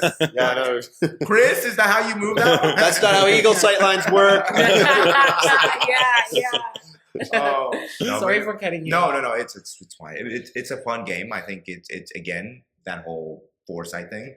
Like, what's the word I'm looking for? Yeah. It's like planning ahead. Yeah. Like, foresight, I think, works. Yeah, it's you think that you know what you're doing, and then you realize I really don't know what I'm doing, or you're aiming for like this like I was aiming for bears. I wanted 3 bears. Mm. And I just kept forgetting everything else that I could do. Yeah, because you were so focused on the All bears. the bears. I want these bears. And I kept getting no bears in the thing. Wow. And I'm like, but you also look at the different ways like you get scores, right? Off of like the sight lines or just like the way they're all bunched together or the terrain. And all these things come into play when you think about how you want to win this. And if I'm pretty sure, I actually won? You won that one. Yeah. You won. Yeah. You won that one. Yeah. I did. You I won. won more games than I did. I believe same. you won by 1 point. I won by 1 point. Yeah.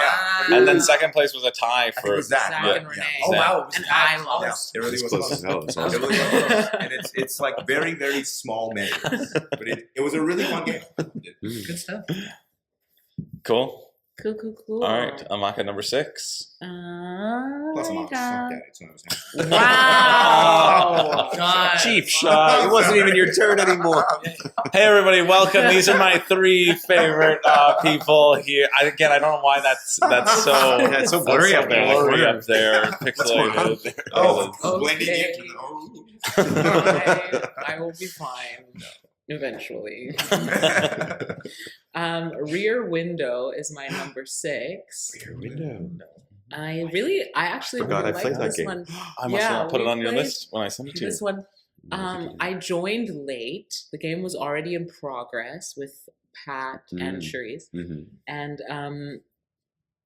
and you and Chris and was Renee. the. No, it Renee was just wasn't me. there. It was just me. It was just Yeah. you. Yeah, I was Oh, I was yeah. the director. I was the one giving the That's clues, and then right, everybody that's right. else were the guessers. I came late, you let me jump in, and I didn't really feel like I had anything to contribute. But it was lovely to listen to and watch unfold and also not hinder the progress thereof. I think I liked that there's like a coded, I think, sort of element to it where you give these clues and we have to essentially decode like who's that lurking in the window.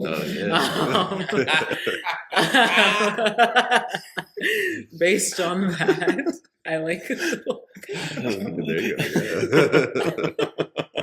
I like that element of decoding clues. Yeah, it seems like a really good game to build communication. I mean, like, you and Charisse know each other really, really well. And then, wow, we nailed that game. yeah. We really we did. wrecked that game. Yeah, It's Yeah, we getting showed pretty that game serious to the with boss. you. we won on the third night. We Not, hitched its cock, if you know. Oh, yeah, Oh, I yeah. do. I I was don't. there. No, Yeah. that was I don't impressive. know that Foreign to word. me. Well, you know, someday. Never heard it. Yeah, I'd love to. I'd love to hitch that wagon one more time. We reared its window. Oh. Okay. We verted its go. Wow. All right, let's. Anywho, Oh, Hitchcock. Yeah. Yeah, Alfred Hitchcock. It's because it's Alfred Hitchcock. We've lost the plot. And I wasn't a murderer in it, which was nice. Yeah, you were. Because there's a possibility that the person giving the clues is actually a secret murderer. Oh yes, and is aiming for our downfall. Yeah, and it just wants you to get 7 of the 8 clues. So there's that always that tension of, are these clues right? Can I trust this person? Which is Yeah, we would have been screwed if you were the murderer. Yeah. No, I you don't know. got so many of the clues right. We did. What I really like too about it that I didn't realize when I was playing on the other side is that when you're the director, you only have 8 cards, and you have to assign those 8 cards to the windows. So like you whereas in Mysterium, you always get to redraw in between giving out certain clues. That's another game that's a very similar style. But in Rear Window, like you have these 8 cards, and I was like, okay, what do I do with these 8 cards? And some were very simple. I was like, okay, well, They're that obvious. person, like it's orange and it's orange, easy. But then there Then are you're down other to the little shit at things. the end. Yeah, you're like, okay, what do I do? I need to give a clue there, but I don't want to give the wrong clue. So I There's a thought big, that was- there's a plant in this one. I Yeah. guess, that plant will be Yeah. the same thing. So that's what I really found being on the other side of it, because that was my first time playing the director. Yeah.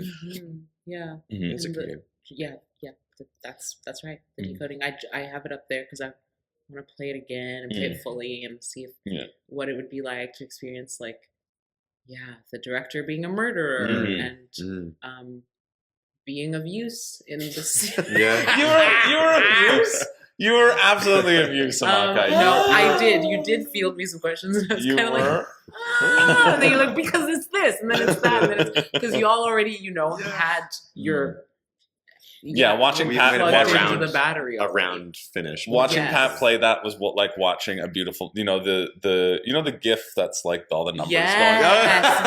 yes, That's Eric. 100%. I was like, no. 100%. Yeah. I could see that game It was taking good over theater for to watch. Codenames for me. Oh, yeah. Yeah, I like that better than Codenames. Mm. Yeah, Oh, very because it wasn't as like, oh my god. Yeah. It was actually fun. You're actually putting together a story. And Oh, I love Rear Window. Mhm. It's such a good movie. Yeah. It's one of the best movies. If you ever had made. to, Incredible movie. would you have put if you? It remember- actually goes at 17 on my list, but that really doesn't. The only bad games are the last like 2 games on my list, and the Okay. rest of them are all like fine up until the top like 10. Yeah. So, Sure. Yeah. no knocks against Rear Yeah. Window. It just didn't differentiate itself enough for me to go, oh, I'm desperate to play that game. And maybe it's because we also played like the base, and it was a lot easier than it felt easy because you got it in 3 rounds. You got a total of 4. Yeah, maybe that But so wasn't enough struggle. if we mixed up some of the more complicated ones, Okay, it might yeah. have provided a bit more tension too, Okay, and that might have like helped ramp it Yeah, up. tension, I think, Yeah. was kind of a little thing that wasn't as much in it that wasn't. Oh, I felt the tension. Oh, you did? I felt only the tension. Mm. Yeah. Can I add something? Of course. It reminded me of like this very simple, and I think they were often modeled after. Oh my gosh, what is the name of that? Like Murder on Agatha Christie. Mm-hmm. Yeah, Hercule Poirot. Yeah. Those games. There, I used to play on the computer. These like find the hidden item. Oh yeah, You know, where Yeah. it would be like camouflaged or like hidden behind something. Yeah. Yeah. It just made me remember that. Cool. Good, wholesome innocence. Nice. Totally. Where you're overlooking this thing for a long time, then you realize, like, there's a fork on that table, and there's a Yes. fork. Ah. Yes. Yes. Yeah. Yeah. To make That's a the good connections. All right, Yeah. Rear Window. Pat hates it, and anyone who plays it. But Pat, which one did you like? That number 5. Top Foolishness. five. Top 5. My top five. We made it to top 5. This is so high, and like I'm sure if I play it 3 more times, it'll rocket down to the bottom of the list. I'm sure. But yeah, Shifty Eyed Spies. We just had such a good night. Yeah. It's just me recalling really fondly enjoying that, and it was like It was so great. It was so fun. It was so fun. 8 of us I around had the such a table. We blast, were all yeah. just having a good time, and like It was a lot it was a of us, beautiful, yeah. lovely Yeah. July night. I remember Yeah. it's just so warm and nice, and we're just like sitting in the bar, just like having a good time. Or I just remember us all smiling and like winking at each other. Like, Well, it was a game nice. where It felt like we were all like a family, like Yeah. home and stuff. You know, it was a nice home away from home kind of game. Yeah. yeah. Oh, Yeah, and nobody got mad at anybody, and like Yeah. winning, he didn't really care It that didn't much. matter. It was like Yeah. whatever. But like, Doesn't matter. I also remember like the one thing was like, oh, I remember.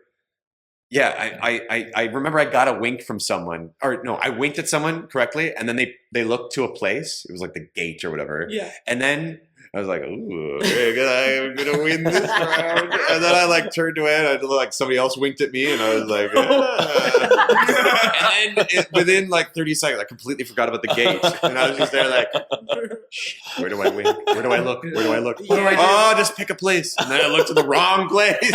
And I certainly lost that game. There's no way I will ever win that game. I just couldn't keep gate in my head for 35 seconds. I couldn't keep the word gate. There are 4 places. Yeah.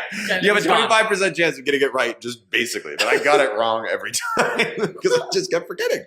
So there was that. It was also just so much fun. I Yeah, love it does Shifty Eyed get Spies. complicated. Yeah, you're like, oh my god. Yeah, and that was it. Keeping all those things in your head. It's not Yeah. too much of a challenge. Yeah. Yeah. You have your thing to give Yeah. and the thing Yeah. that you're waiting Yeah. to receive. Yeah. Yeah. But when it's 1 a.m. and you've had like 3 shots, that part. and you're just kind of like having a good time, like, yeah. And then somebody winks at you and go, oh. And you look back and someone's like, I just saw that. And you're like, oh. Yeah, I can't win this it's so joyous catching someone. But I also think it's a testament to Shifty Eyed Spies that like we played it once and I was like, okay, that's probably all we'll play. And then we're like, no, let's play it again. Yeah, And then, that's no, true. let's play it That's again. true. Yeah. And we played it like multiple Played it times in a like 3 row. rounds or something. Yeah, because it was like Goofy and silly Yeah. and stupid. I was and like, awesome. we're gonna play this before we play Avalon, and then we just kept playing. Played that. Yeah. Totally. And Which I maybe I think is put cool. Shifty Eyed Spies a little too low on my list. Well, but it's fair. You can. Okay. I want to ask you at the end, Matt, too. to if you're then to reorder based on your own personal experience. Because you're doing reviewer Matt, like you're seeing it could miss, right? Yeah. And so at the end I'll be like, yo, Matt, tell me sure. tell me your own, like if anything shifts. And it doesn't have to shift, No. but just as a potential. Right. Matt, we're on to your number 5. Yeah, my number 5, it's a toss-up between 2, so I'm making a decision live right now. Coming to you live. And it's gonna be Raw. Raw is my number 5.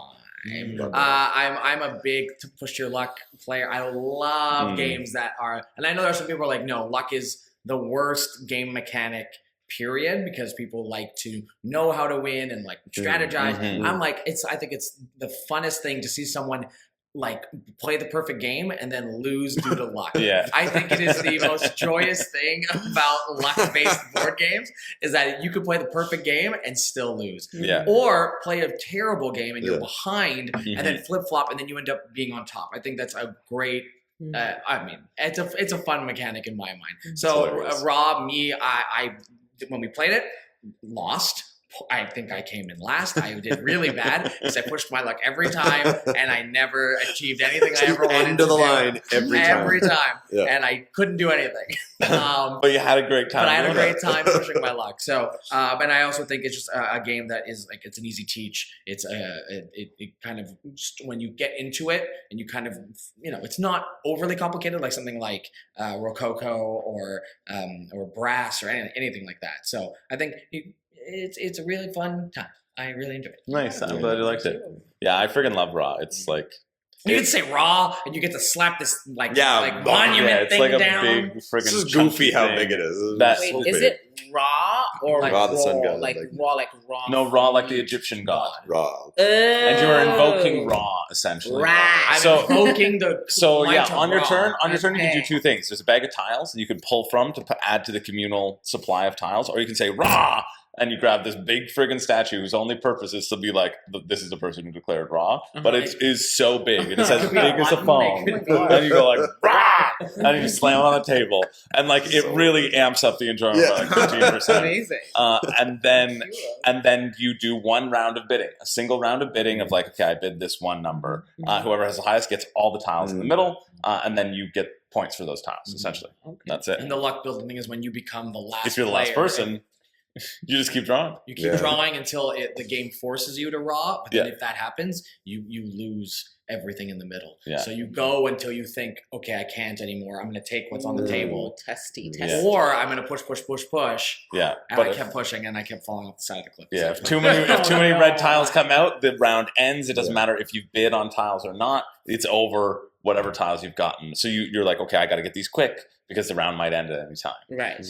But then you might want to say, okay, take them so I can push my luck at the end. And sometimes it works and sometimes it doesn't. Sometimes it doesn't. And we were pulling a lot of raw tiles later in the game, not earlier. So everybody was just like, oh, you never get raws. Let's just keep going. And then eventually later it was just like raw bomb, raw bomb. Oh.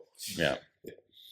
All right, Daniel, number 5. For sure. Top it is 5. Modern art. Ooh, Modern art, I think, nice. is a very, very good game. good. I think it's a solid game. So much so, in fact, that I think it brought out the inner Nigerian in me. The the tribal tradesman. Yes. The Igbo man. I was there and I was like, I've never been to an auction, but this is fun. And it's nice to get to see how people value the pieces, right? That's the thing. is you value the pieces, but you're also kind of betting, is this going to still be valuable eventually, right? I mean, could I put all my initial strategy was like, throw all my freaking hopes into just this one artist and then keep doing that every round in hopes that he ends up becoming, but I mean, that didn't work clearly, but, but it's a fun game to play that way. And it's also very fun. Again, all games, I guess, are social. They're all social games. But again, just the group really also makes 100%. Chris being your little auctioneer out there. That was so fun. Like the mood with a good group, definitely spikes it to number 5 for me. Nice. And people making like stories of the paintings, like, Exactly. this painter is dead. Oh, this painter yeah. turns out was a fascist. Like Yeah, all yeah. this stuff. I You're like, did- change Is that a the part? vibe. Is that a core part of the game? Or No, that was like, just no, us. If you okay. want. Do whatever you want. Yeah, it was. I didn't want anybody to be purchasing the red ones. I was like, "Well, we renowned racist. Look at it. This person, no." That's your. Like, yeah, you want to support a racist? That's fine. Yeah. Famous anti-Semite. Famed racist. Jesus Christ. Horrible. Yeah, that was fun. All right, Amaka, you're number 5. Yay! Okay, I'll tell you later that my 5 to 1 formed a really fun acronym, but I won't tell you till later yet. Oh, Easter egg. Raisin. Yeah, Oh, that's RAZON. That's 6. My number 5 game is Cascadia, which yes, we've mentioned. Again, I'm trying to think of personal applications for these wastes of time. Just kidding. Obviously, I'm joking. They're really, really fun, but I do like try to find, the connections and figure out how to be better at my life. Hi, everyone. We're here with me, Room and Board. I didn't have any friends on this contract. I thought I did. I really thought I did. It was a but- yoke. I make a yoke for you. So what was the No, personal it was really takeaway great. from Cascadia? Oh, Stay away from bears. They'll kidnap your Yeah, family. that's Was it like an right. ecological message? Damn Like, Skippy. Yes, it interconnectedness is. There is of all something. There is something of an eco consciousness to be had in there. I'm always trying to try and leave the earth a little bit better than I found it if I can.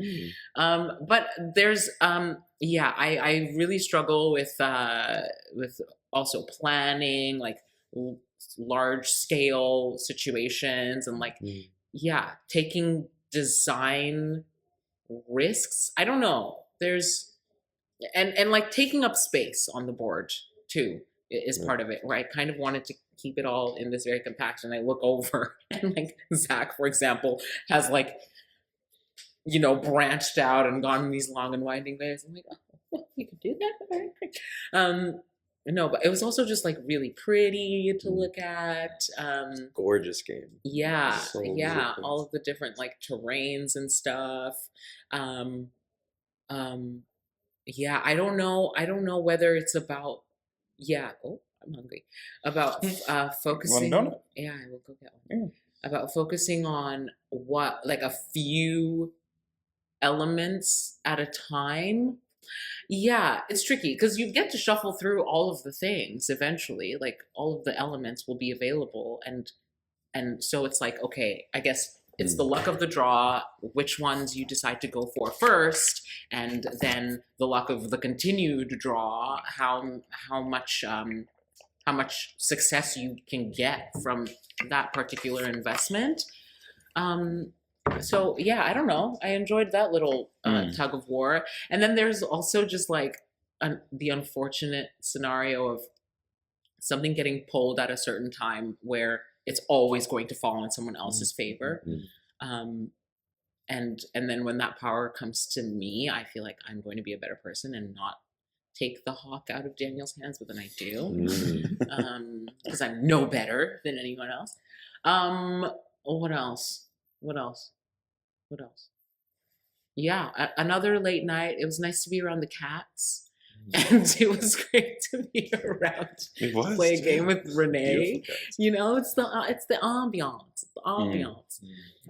That comes into play there. Cascadia has won the Spiel des Jahres, which is like one of the best like awarded games of the year. It's like the sort of game of the year award. Dang. And Cascadia was like a winner of that too, in terms of like people love it. It's just like super simplistic, simple gameplay, but like deep, rich stuff.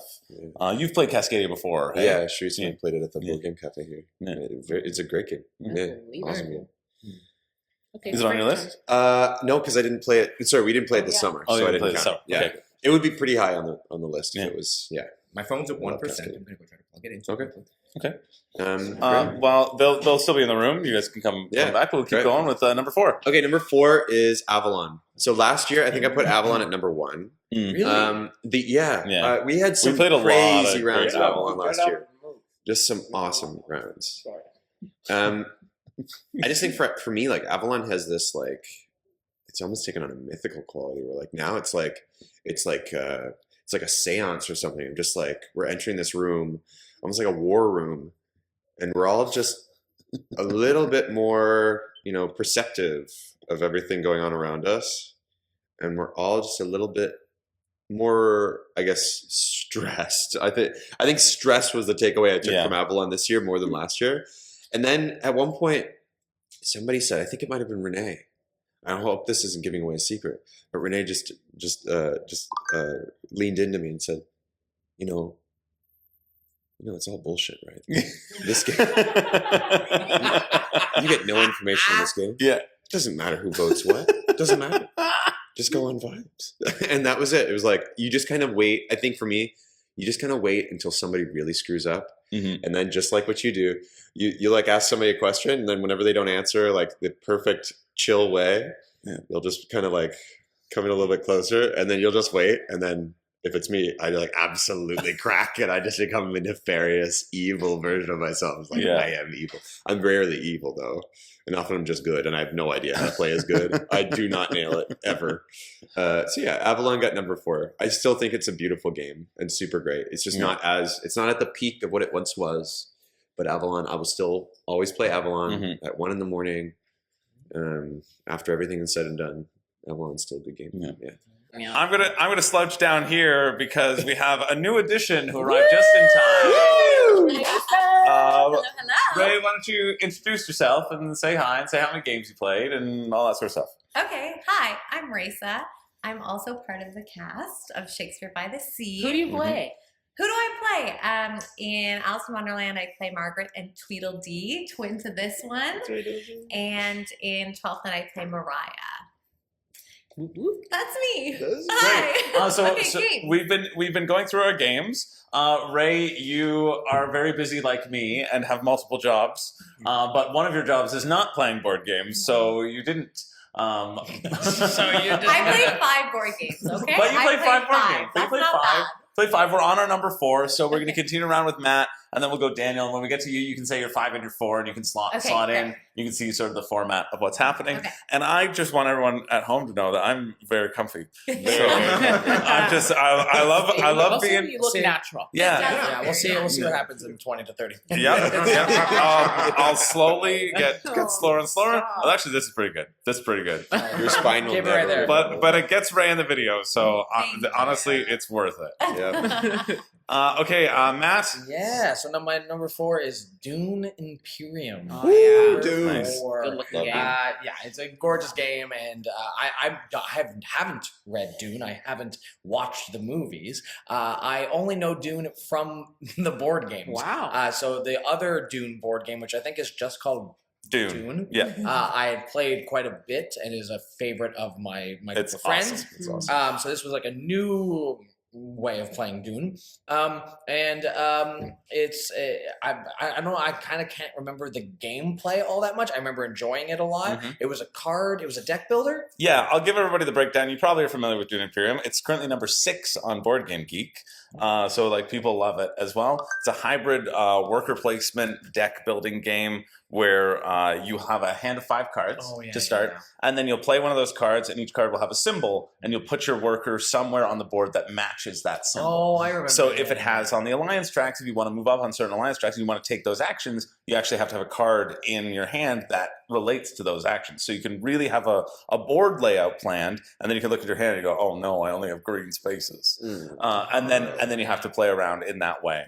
And then there's also then at the end of every round, there's the battle phase where you're contributing troops to the battle phase, and you get rewards based upon first and second in our 3-player game. Or in a 4-player game, you get it like first, second, and third as well. Yeah, no, there was enough strategy in it to keep me interested. There was enough making alliances, which is always really fun, and breaking those alliances and keeping your word and not keeping your word. And I love all that stuff. I love a good game where I can screw somebody over. That is a core tenet to Matt Laca's board game enjoyment, push your luck, and screw someone over. Yeah. Steamroll If I can relationship. get both of those things in one game, Yes. Legit. it's solid. Yeah. But that's my number 4. Number 4. All right, Daniel. Hopping off of that sentiment, being able to screw someone over. The Hunger is my number 4. Oh, The nice. Hunger, I'm gonna put. My Hunger should have been number 1. I'm just gonna be honest. I But, thought it might be your number 1.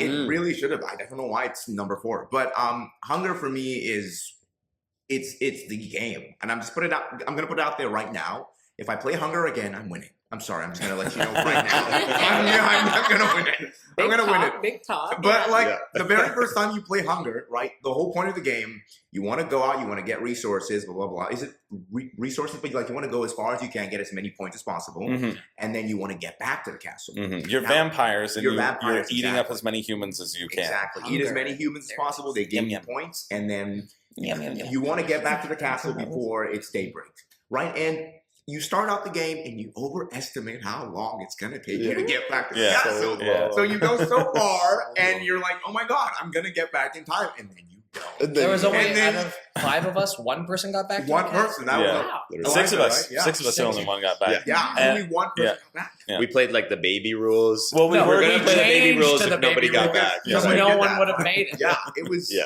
It's such a game because Wow. your first time playing the game, you really will overestimate your brain. Honestly, you're gonna think, oh my God, I strategize, I'm gonna make it, and you will not make it. But you know what? You know what? It was a fun game to play with people, and just the little cards you get, or like little chances you get to push someone back. I'm like so happy that guy's gonna burn. Who doesn't love to see that? But it was an amazing game, and I'm just gonna put it out there right now. If I do play it again, I You're think going to win. I will win because I'm not gonna go as far. I'm gonna go in and Manifest. I'm gonna play around, get my humans, and I'm gonna go back and Yeah. sleep in my castle. Yeah. Thank you so I much. love that. It reminded me of like Trouble, but like with like way more gaminess to it. Just like just the basics of like, okay, move on this track, and then pop, I'm on you, so I get to move you back. Yeah. Or like move you forward, now you're screwed. Like just really smartly done. Yeah. Yeah. I also like the art on the cards. Oh, and the the little flavor, people. flavor of The the people game were so is- funny. Yeah, I was Yeah. a hot vampire woman, I think. Oh, yeah. And you still are? Yeah, you And were. I still am. Okay, I guess it's All right, my Ray. turn. Yeah, what's 5 and 4 for you? Okay, number 5 for me is cockroach poker. There you go. That's a good one. It is the lowest of my list Yeah. because I only played 5. That's right. First, I will say that the graphics on it I found were very similar and kind of confusing. Yeah. Yeah, I guess So that's a for me, that was a spot deduction where I was like, I don't actually know what my thing is, and I don't know how to lie about it. And then Yeah. I tricked I myself. don't know. Yeah. I tricked Stink myself bug? at least I 7 don't know. times. So maybe that's why I didn't. Yeah, pick. stink fucking cockroach. There They you go. look the same. But it is an interesting one because if you're not a competitive person, I feel like it's a good game because there's only one loser and everyone else wins. Mm. So that's Yeah. kind of nice if you really want to win. I forgot about that. But I'm a competitive person, so like as you were manifesting right now, Yeah. I also just like always want to win. We're gonna bring it. Earn it. I think, yeah, so we talked, Yeah, we'll there was play a it. couple of people that brought it up already, and Okay. one of the things we thought was really fun was Maka had brought up that it was such a great cast bonding thing because it was something we Totally. did in the beginning of our time together. That's the other thing I was But reflecting if we on. did it now, how Oh, would it'd the be so game be different. different? We don't trust Chris, for starters. Well, Yeah. we know each other better, so we would know how to kind of Yeah. like So I- bamboozle each other. a little Anyways, bit. I look forward to playing it on Sunday. Okay, cool. Okay, and then my number 4. I can't believe I'm going to say this because I thought it was going to be my top 2, but I'm going to put Dutch Blitz as my Okay. So It's the worst. Again, I'm here. It's really nice. I'm here with just me. I didn't have any board game friends this year. I really didn't. That's a very Uh, it is The saddest. Okay, but I'll tell you Shortest why. video. You know I'll what? tell you I'm why. standing here. See you, Daniel. You can move. I'm straightening up. I know it's in your top 10 overall game list. Yeah. It was definitely like number 1 or 2 for me for most of the summer. But better then, games were played. but that I Better think games the were played. reason that it ranks low is we played it with a lot of people. Yeah, that's true. And that made it That's actually a really great absolutely point. chaotic. We didn't play it. We played it like 6 people. We had 8 Oh. people. We had 8 people. Yeah, we had two 8 decks. people. And Yeah, so yeah. for That's that, true. I it forgot was, about like, that. Crazy. Overstimulation. It's like how do you even reach all the decks? Yeah, you should only have 4. You should only have 4 if you So want that's the why. true. That's why we 3 didn't and play it 4. in the authentic. Yeah, yeah, yeah. edition. Still Good. snacks. Still Good. snacks. Good memory. Good fix. Good eh? memory. Good fix. I didn't take take it down too hard. Yeah. Amaka number 4. Rising Sun. There you go. Yay. Honestly, every time it didn't appear on your list, and because I thought it might be down on Yeah. the low, I was Yeah. so excited to hear you not say Rising Sun. Oh, really? Yeah, because I it's your wanted it to be favorite game higher. ever. Yeah, it's my favorite game. And actually, Amaka played, Oh, yeah, I played it my before. first game of Rising Sun ever as well. Because we played it And together. it was also at, my first and game. it was your of first Rising game of Sun. Rising Sun ever. Oh. But like We way were back each when, other's gateway drug. yeah, when we got.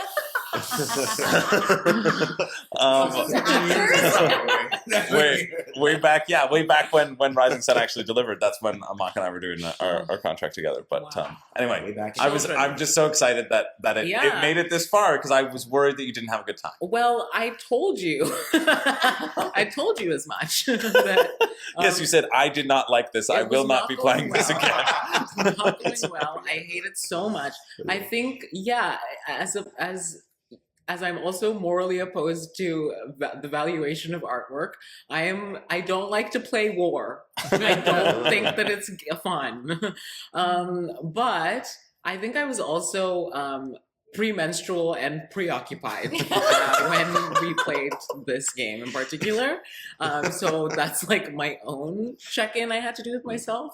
You cried a couple I times. can vouch I that cried- you. I I cried- I saw cried you out loud. after and you were not happy. I know. Yeah. I was like, oh no. I cried out loud, and I'm not ashamed. And then you Say hugged so, me, say so. and that made it better. So sometimes you just got to like take care of your own basic needs before embarking on. I think the thing that's hard is also the length of the gameplay, which might have made it lower. Like it is among my favorites, but it's low because it's so Yeah. long. I think like after about 2.5 hours, I want to leave. Yeah. But I think it's great. Yeah, in terms of like strategy and yeah, also this foresight thing that we've talked about. Yeah, and just trying to make decisions in terms of what will be the most of benefit and yeah, how best to position yourself in this very hungry dog eat dog world. There is, there's the art of war, there's the war of art, again, in terms of relating these things to as usable concepts for my life in general. I think those are things, like I said to you, I was like, it's important for me to also do things that I don't like, to eat bitter food, to build my character, actually. And yeah, I think just the practice of ruthlessness is worthy enterprise. So, thanks, you go. Chris. Yeah. Yeah. A ruthless game for ruthless people. So we've made it to the top 3. We've hit the podium now. Over to Pat Jeffrey. What's made the podium? Well, funnily enough, it's Rising Sun. Okay, we got top 3. So Rising Sun made my number 3. And it made your top 3 last year, too. Yeah, it did make my top 3. I think it was number 2 think it was right after 2. Avalon. Yeah. I was also feeling premenstrual and preoccupied, so Right? I had a We're little bit of synced. a We're synced. yeah, Yeah. we were synced exactly. Yeah, I think Rising Sun's really good. It's really good. It's just a really good game. It has everything. It has that like tight, Predator meme shit, and it's got that like cutthroat stuff. It's got really interesting asymmetrical factions, and people can do different things. I played as the guys that can just buy everything for like Bonsai. bonsai. Yeah, they buy everything for $1. like A dollar. a coin, and like ultimately, like it didn't pan out for me. And Bonsai that's is okay. probably the toughest claim. It was to play hard, as, I'd say. but also I was that is like what I was chill Amaka with played it. as the first one. First time. Way back in 2018. I also thought it was fun being able to buy things for pretty cheap because I could just buy more things, and I was never really worried about money. Although I didn't really have that much income. At any rate, it was a fun game, and I liked it. And it's a game that I don't mind the length of. Like it justifies how long it takes. You sit down and you know that's going to be a crazy, intense experience, and you know that whoever wins is going to own Japan, just like own it, and that's the way. And legally, too, Monsters. in real life. Legally, that's kind of how In it works. real life, yeah. You put that much time in, and you're that ruthless, you get to own a very important country. Yeah. It's just the way it works. Yeah, I love Rising Sun. I would play it again. I will never win that game. I will in my entire life. I will never win that game. Play it again. But I will play it again anytime. Yeah, awesome. Right. And I see on your list it was 6, and then you bumped it up on this. Yeah, I don't know why. I think I switched Modern Art and Rising Sun because I was like, oh no, Modern Art's fun, but like Rising Sun is a different level. But yeah, totally.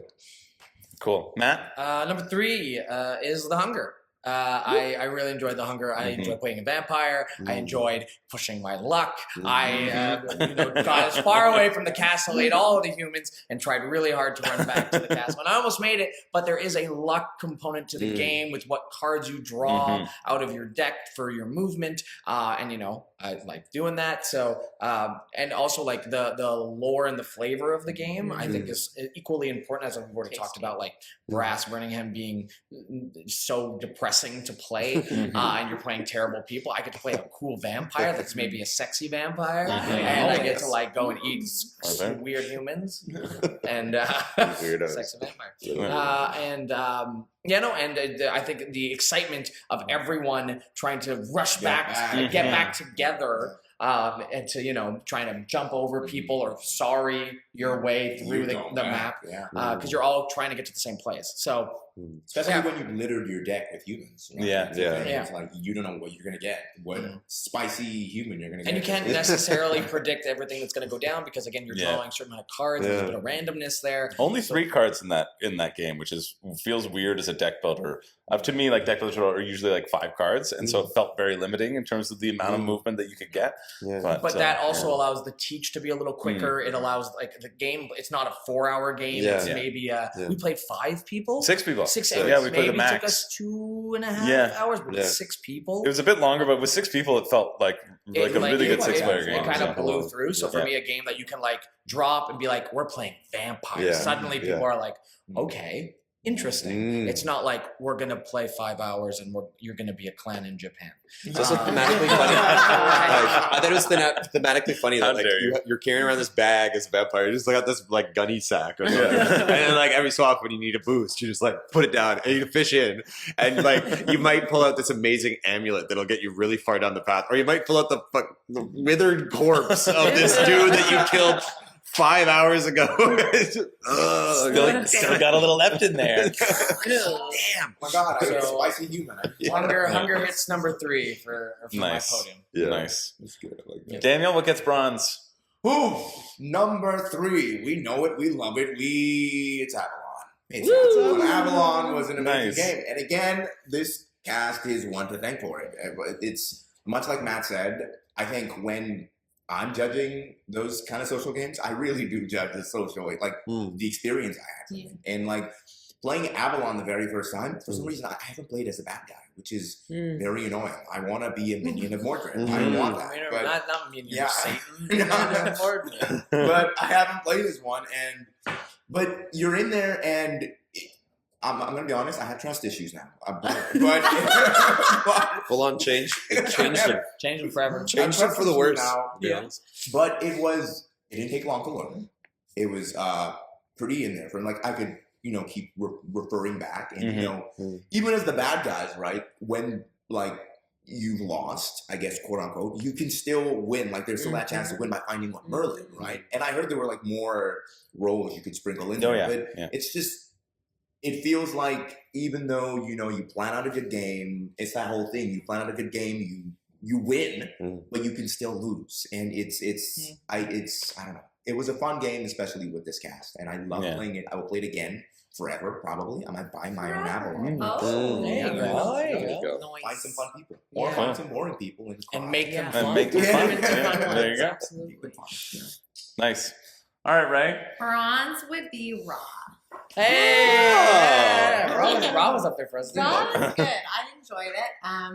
I thought it was a nice sprinkle of tactic, but also leaving it a little bit to chance, which was really fun. It was nice and quick, easy to learn, and I think we were table talking, if I remember correctly, about it. So like collaborating with one another to try and figure things out. I think it's a board game thing. I don't know. I've only played 5 my whole life. But yeah, I think Raw was a fun game. I think we had a smaller group of people. It was nice to look at. It was easy to understand. It was easy to get to know quickly. You remember we got that thing where we go, You rah! can go raw. Yeah. And I'm Ray, and it's raw, so it's really gross. And I really liked that. It's So your that's why I game, got baby. Honestly, I play the game just to shout raw and hit a statue. Oh, well, yeah. we did that. It's great. multiple It's times. great. I do that. I mean, the fact that you like modern art, Daniel, you would like Raw as well. Yeah. I gotta play Raw. Amaka, number 3. Number 3 for me is also Avalon. Avalon. Ow. Yes, for all the reasons that Daniel said. Also, I I opted out of an Avalon game one day. It was right after playing Shifty-Eyed Spies. I was on a high. And we all pulled our cards, and I have pulled the assassin every time. Yeah, Amaka has never been good. Never been Yeah, good. Daniel's never been evil. Amaka's never been good. Amaka's Interesting. always been a dirty, rotten liar. Yeah, a killer, like a murderer. And I don't know, something in my spirit was not at rest that day. Literally and peace. I actually said, I cannot do this. That was God. I can't, That was like, God speaking. I can't do it today. You know what I mean? It Yeah. really was. That was the last time we creator played. was like, So you funny. can't Yeah. do it. But it's interesting because I've also won Oh, every time. every time I yeah. play. One, No, yeah, you you guys guys didn't kill get it. it. Yeah, but the effort may not raise. It's taxing. Yeah. It's It taxing. is. It It is. is You want to taxing. be on the dark side. You want that to be your This is the Doesn't thing. matter, It's they're like- good at being on the dark side. Yeah. It's like That's it. also, yeah, a spiritual conflict because my name means good. And I want so much. My name means good. My middle name's peace. Like, I want nothing but softness and like ease in this world. And Avalon is telling me, no, you go out there, you seek, you kill, you destroy. And at the end, you will be redeemed for it.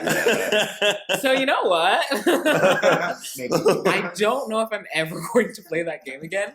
No, I will play that game again and see what happens. I would love to play on the good side. I would also love to see how long I can keep this streak of Yeah, being just Maleficent going. And yeah, the social vibes. It's very taxing. Yeah. it's It's very very- taxing. Oh, yeah, I- especially as evil. yes, Yeah. but also as anybody, I imagine. Mm. Yeah. All right, number 3, Avalon. That's awesome. On to number 2, Silver Number Medal. 2, Silver Medal goes to Dune Imperium. I love that game. Yeah. As far as just a straight up board game, Dune Imperium has everything Yeah. I need in the board game. It's just so good. It's not like the joyous like, oh, that's so fun. There's no giddiness to it. It's like pure just like, how do I destroy these people? Yeah. And I have so many things I can do. Like I just love it. And like it's just the right amount of card drafting, just the right amount of worker placement. I love it. It's so much fun. And every time I play it, I go, this is so smooth, so fun. There's war, but there's also a bunch of this like diplomacy stuff. I love it. And resources, the chunky little resources, the spice tokens, Mm. the water droplets. It's so good. Yeah. Yeah. I love Dune Imperium. It's great. Well, it's also one that we played last summer. Yeah. And like one of the only ones that you were like, Yeah, oh, I it's would like, love you to need play to bring Dune it back. Imperium again. Yeah. Right? Do you Like, remember where it ranked on your list last year? Pretty high. It might have been Yeah. 3. Might have been number 3. Okay, Yeah. so it's gone Yeah. up. It's gone up. It has gone up and because Rising Sun have flipped Yeah. positions. Yeah, I would rather. Well, I play think Dune Inish Imperium. might have been 3. Oh, last Inish was year. up there too. Yeah, Yeah, so I think Dune no, Imperium- no, Inish was actually like 7 or something. Right. Yeah. Yeah. Because Josh and I ruined it for you. I totally destroyed it. Cool. I burnt my copy. Get rid of it. Don't want it anymore. Yeah, Dune Imperium's great. Yeah. Nice. I'm glad. I'm really glad you enjoyed it. I'm glad you liked it. Love Dune Imperium. Is my silver medal, even though I think as a review in my reviewing mind it should be number 1. There is something that took over for me at the number 1 spot. So number 2 is Rising Sun. Woo! And I will say I think it is the best board game I played this summer. Period. Wow. I played the Turtle Clan, which were just big turtles, Yeah. and I was like this. And the thing I loved about this board game was that there were so many. A board game that's got tactile pieces for me will win the day every day. This is I all could touch things. The money was metal. It wasn't Yeah. like little cardboard pieces. It was real money, and I could throw it at people or I could slam it down. Yeah. And there was a luck-based thing because there's like some bidding or not bidding. What's auctioning or what was it? What's a It's like a secret. Secret bid. Oh bid. yeah, like for you're bidding on Oh, war yeah. advantages. like that whole Yeah. thing is like a mind game you're playing with people, and you're trying to be like, okay, how much money did you make that turn? Okay, you can maybe bet this much on this, or oh, are you going to do that? And I think the strategy of it is like it's like taking risk and putting it on cocaine. It's like speed. It's like and also just like you're in feudal Japan. That's interesting. It makes for an interesting board state.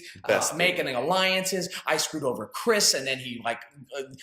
I played this game for 4.5 hours, and I accumulated some points. And then in 15 minutes, I went to 0. It was devastating. It was horrifying. Well, if you hadn't betrayed me, I wouldn't have had to just. It was consequences from my actions 2.5 hours prior. But it was great. So I think it's probably the best board game I played, but it still takes my number 2. Awesome. And we'll get to that when I get to my number 1. But yeah, I will be going home and purchasing a premium copy with as many of the little bits and bobs that you have with your copy. So I can have one at home. Because I have the Kickstarter copy, which has all like the blinged out stuff and whatever. But didn't your friend paint some of it though? Yeah, my friend Zach Groombridge, who's been on the channel, not to be confused with Zach Colangelo, who is a member of the cast. But yeah, Zach Groombridge. He is such an incredible painter. Like all the minis. He painted. He spent so long doing that, and they just look like gorgeous. They look amazing. Yeah. Oh, that's my number 2. Nice, great number 2. Great number 2. I love seeing the love for Rising Sun, baby. That they all made the tip tops of everybody. Even someone who said I hated it and I will never play it again. Number 4. This feels great. My number 2 is the friend for me is Cockroach Poker. I love the social Amazing. game. I love the social But I game. remember you when you were playing it. I know. I was stressing, but it's like I feel. Again, I'm really time and experienced in the game. Yeah. But it was, I think, the first time I'd really gotten into melding with the cast. You know what I mean? And you're out there and you learn so much about people from how they lie to you. That's the reality of it. That's where the trust issues start. Yeah, some people lie to you and they feel bad about it. Some people look you dead in the eyes, and they tell you, I have a spider or something, and they don't have it. They're lying to you. They're lying to you. But it's an amazing social game. I think I've been on a roll with the social games lately, and Cockroach Poker is it's like that.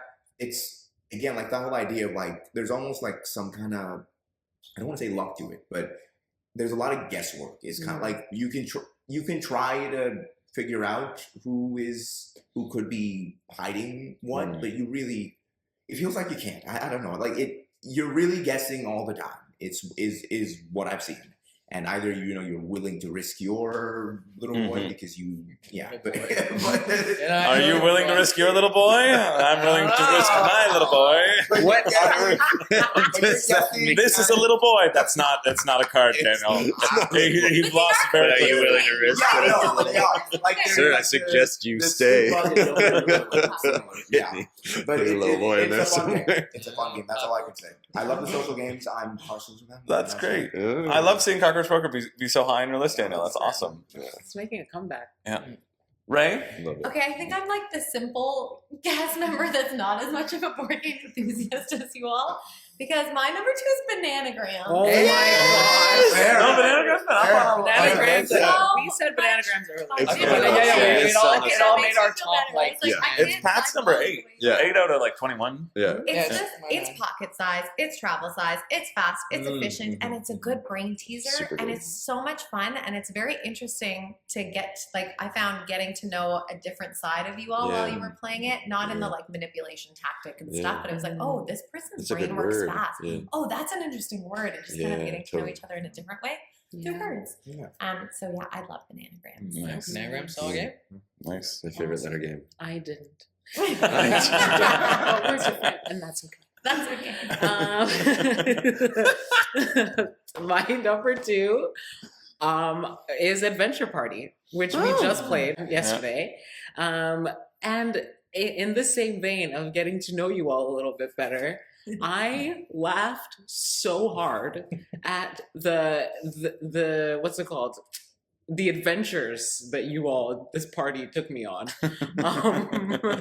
Yeah, just your imaginative prowess was out to play. I was like so tired, and at a point I was sitting there listening to you all, and it kind of felt like I was being read a bedtime story. And I was like, so much just like glee and stupidity and action. As I've tried to play D&D, but I think there was something really daunting about the length. Just like the long form, like full on campaign situation. I don't have the constitution for, I don't think. But yeah, the bite-sized nature was very appealing to me. Yeah. I also want to be better at telling stories, and I feel like I got a masterclass in that last night. It felt really immersive. It felt like it's the closest thing to like being in a movie or like just a series of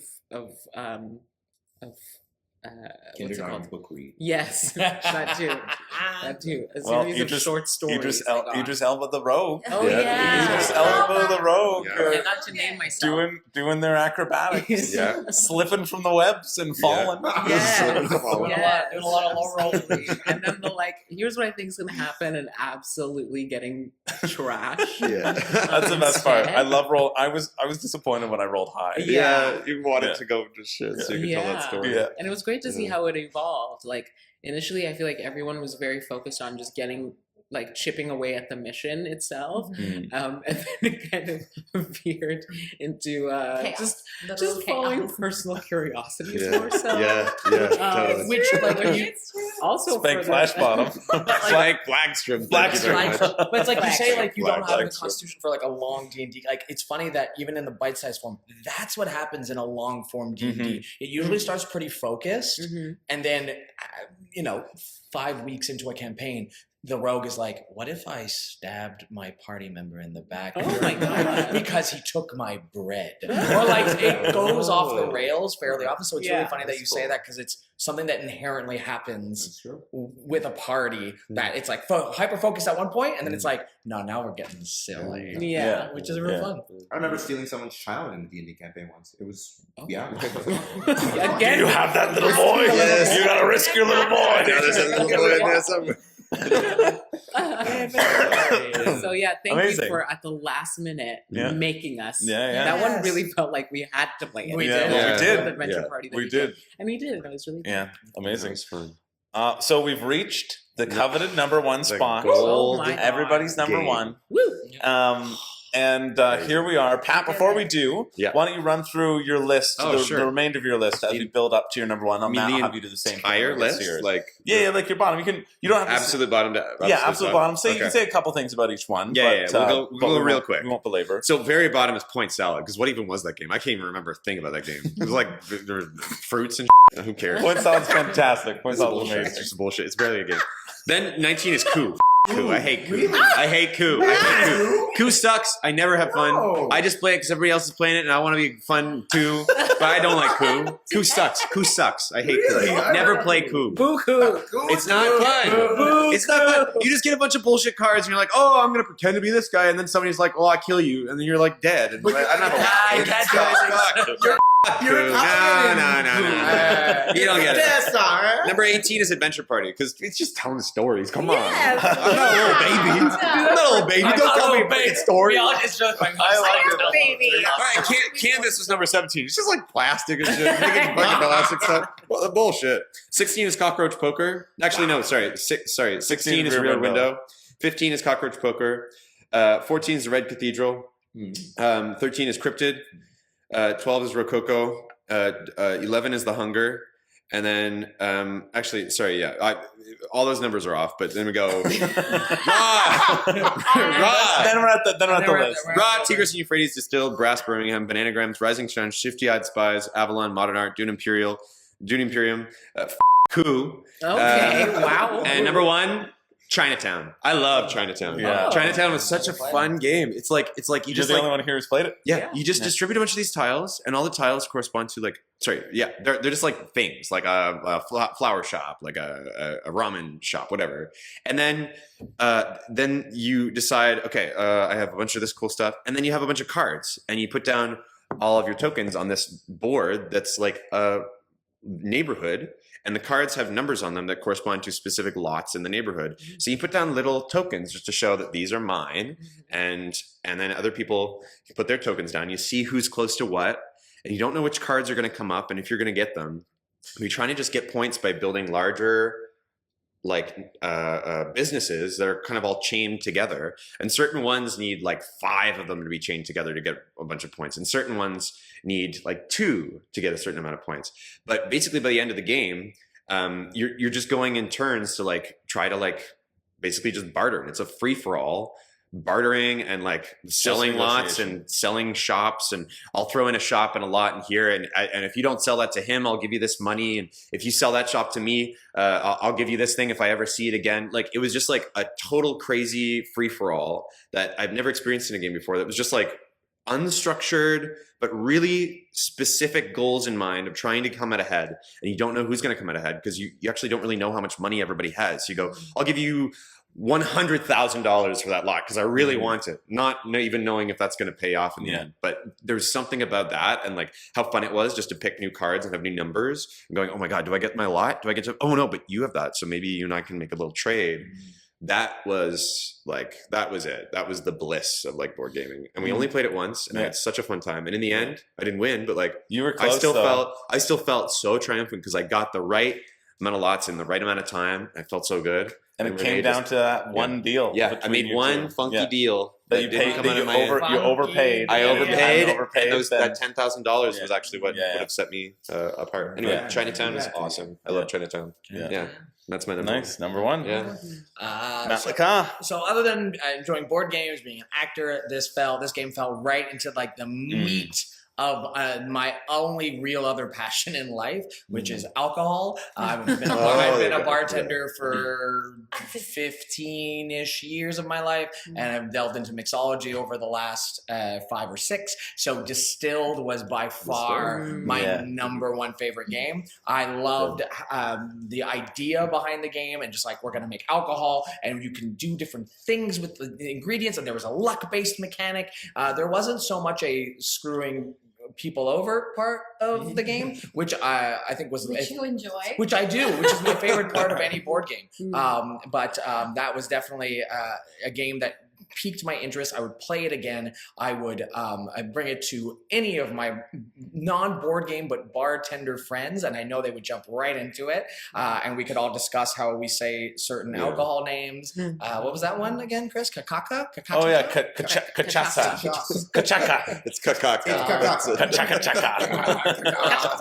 I love the idea that like you can like hire specialists, and like there's just something about like an authenticity to what you did in that game that relates to the things I do in my world. So for me, that was just like a game that I did not expect to ever exist, and then it did, and then I loved it. So, and I also didn't win, and that felt really hard because I was the only person who works as a bartender, and so that really hurt to not win that game. Yeah, but Matt started out saying, "Listen, I'm only going to make top shelf liquor. I'm only going to make the best liquor," and made more moonshine than anyone around the table. Full moonshine. Full moonshine. Put moonshine on anything. Absolute trash. But just to go through my list to get to there, the very bottom of the barrel for me is Dutch Blitz. That game, I hate that game. It's not a board game, it's a card game. It's a might as well play Crazy Eights, who gives a shit. It's a board game. Point Salad, don't remember anything from it. I scored it really poorly, and I don't remember. Point Salad is a great game. No, it sucks. It was an incredible filler. It's Everything slightly about it. higher. It's always slightly higher. I don't look. I hate Dutch Blitz so much that I put a game that I don't remember anything about above it. So next up is Cockroach Poker. I think it's a fun game, but again, I don't consider it necessarily a board game. It's a card game that is enjoyable. Coup. I'm on the same line as Pat. Coup is a fun time a couple of times, but at the end of the day, I hate games that if I lose and I can't do anything to prevent losing, it's a game that I go, oh, okay, so we're done. We're done. There's like, it's Well, you could Very- stop challenging me when I'm telling the no, truth. never. That is Shifty-Eyed Spy, which That's I think if I were to go back after hearing everyone's talk about Shifty-Eyed, it would rocket up my list, I think. Avalon's still at the bottom-ish. Bananagrams, Adventure Party, Breast Birmingham, Rococo, Raw, Dune, Hunger, Rising Sun, Distilled. Nice. That is the list. Nice. Good list. Daniel, number one. Number one for sure. Not the hunger. No, but much. It could have been. It could have been. When I win, it will be. On a different day, it might be. yeah. Yeah. Much opposed to Matt's opinion on it. Shifty-Eyed Spies is my number one. Yeah. Shifty-Eyed Spies is my number one. I thought it would be. The only really game where interesting. they made me wink competitively. And I can't wink. I'm not a winker. In spite of not being able to wink, you still think it's the best game you played this summer.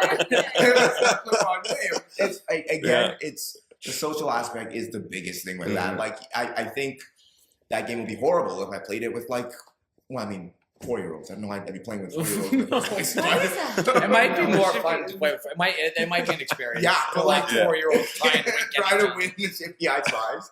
But it was really fun. You have a good time at the bar. You can play it even with all the noise and all the laughter, everything. You can play it through that, and it's genuinely still enjoyable. And it's also a fun bonding experience with the person you're trying to give a signal to, and you're trying to get something from someone else as well. So it's like multiple connections going on, things you have to do, you have to get, you have to receive, and you have to actually. Because sometimes I'd get a wink, and I'd be like, so what do I do now? And it's like seconds are ticking. You have to send and a I message. forget I have to look somewhere else Yes. and let them know. But it was a really fun game, and I think that for me was really my game of the summer. Nice. The experience and just the way the game is played. I should learn how to wink though, but I will be back to play that game most definitely. Yeah. I really like it was Daniel who was requesting to keep playing, and everybody was down, but Daniel was like, well, let's just do one more because we were gonna stop at 2. Yeah. And Daniel was like, what? It's over? Can we just do one more? And I was like, yeah, of course we can do one more. So I thought I knew you enjoyed this one, so I'm thrilled to see it as number one. Super good. Ray? My number one's Adventure Party. Oh, baby game, had telling stories. So much fun. Same thing as what you were saying, Amaka. Like just the joy and the laughter. I literally laughed Just so in my bag, hard all night. And I want to preface it with saying, I think with this group of people, playing it was really fun. I think it could be really not fun playing with the wrong Look like this.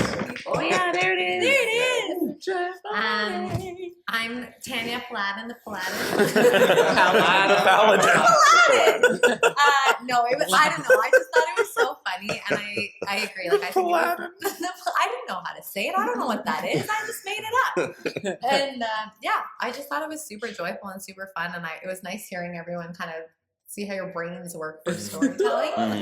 I also want to preface, it is a collaborative game, but I slapped. I was Yes. really Yeah. good. Really That's good. what I Yeah, like. you were the Because I best, was yeah. Came out on definitely the top. best. You I'm- guessed it bang on, like Yeah. more times than not. Yeah. And then we were able to guess yours most easily Yeah. too. 2020.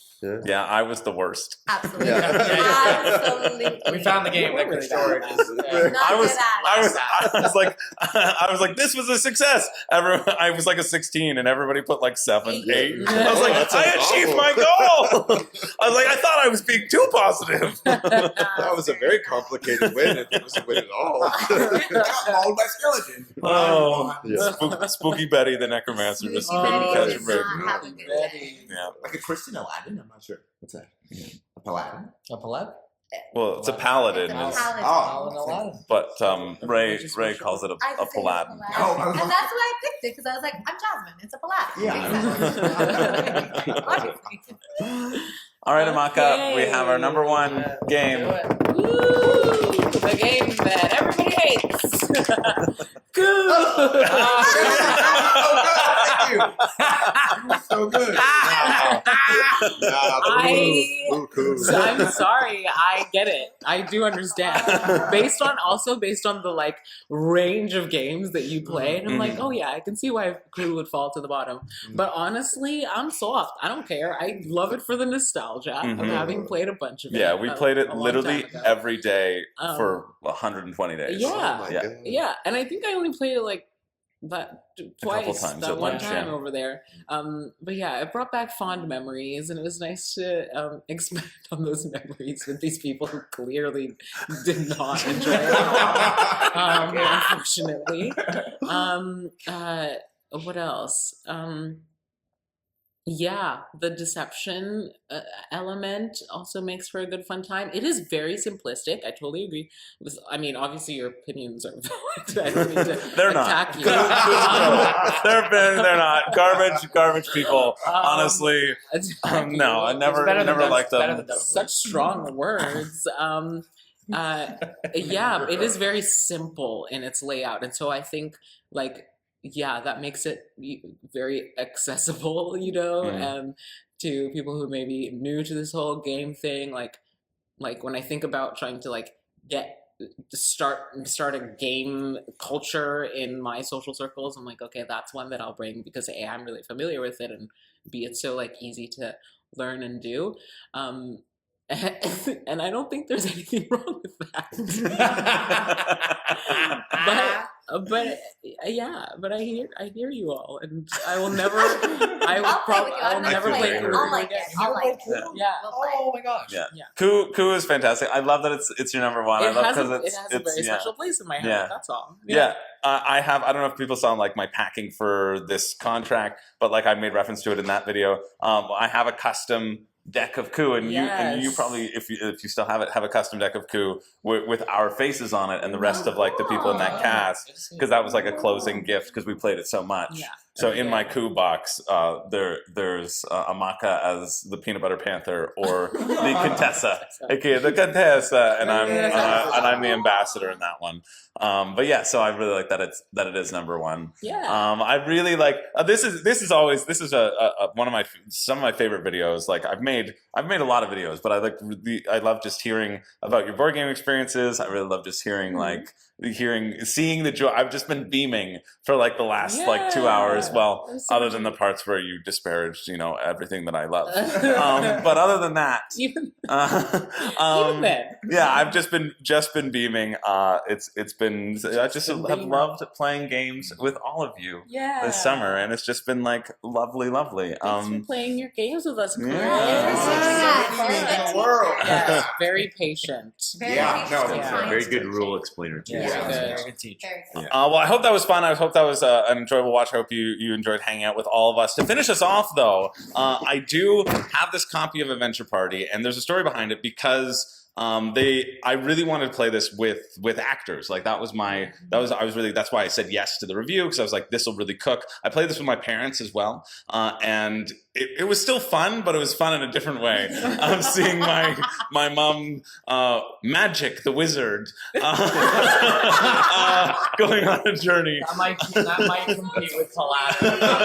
Yeah, but it is I think it's a type of game where it really does depend on who you are playing with. So they accidentally sent it to my Toronto address, and I was like, oh shoot, I wanted to play with actors, and so they graciously sent it again to the Halifax. Because you don't know any actors in Toronto. No, I don't know. Well, I wanted to do it for this video. I was like, I think people will enjoy it. I expected it to be high up on lists. Yes. And At least on this side. Well, it made Matt. I expected Matt to actually be. It's a good game. It's Yeah, not a no, bad well, game. well, You had I mean, a lot of fun and told wacky stories. I had a lot of fun. I had a lot of fun. It just appeared at the bottom of my list. That's just what happened. It's what happens. You Yeah. played 20 games naturally. Yeah. Some things are fun. But because of that, I told them that since I don't need 2 copies, I was going to give it to whoever ranked it the highest on their list. Adventure Party's mine! And Adventure Party is yours because although Ray did put it as number 1, I talked to Ray last night, and Ray was like, "Oh yeah, I feel like I would want to just play it with actors and whatever." And I said, "That's good because you're not eligible because you needed to do 10 games to get on the list." You didn't say that part. Okay, I didn't say that. No. We talked about it last night, but I want to give you Adventure Party because you got highest on your list. Wait, no, I literally have amnesia. It is Ray's. No. She ranked it number 1. Ray ranked it number I 1, don't but qualify. I only played 5 games. No. But I literally Oh, we had this conversation last night as we were walking to Beerley's. And Ray had already took herself out of contention. Okay, Um, fine. Which is why I was gesturing it to you. You can roll like But I'll play garbage with and you still anytime be you a want. hero. Yay! Yay, I love that. Okay, wonderful. So thanks to D&D. Smirk and Dagger for sending that along. Thanks, Smirk and Dagger. And again, thanks everybody for watching. I'm Chris George. I don't have a catchphrase, but do you go? What was the catchphrase that we came up with for Adventure Party Oh, last I night? got it. Oh, the Dutch. I'm gonna have to do so much editing with the bleep button. I was going to say we can't cuss on here. This is a family channel. I was gonna say Underland, no, but y'all went on a tangent. I love that. Thanks everybody for watching. We'll see you later. Bye. Bye. Buy new shoes. Buy new shoes.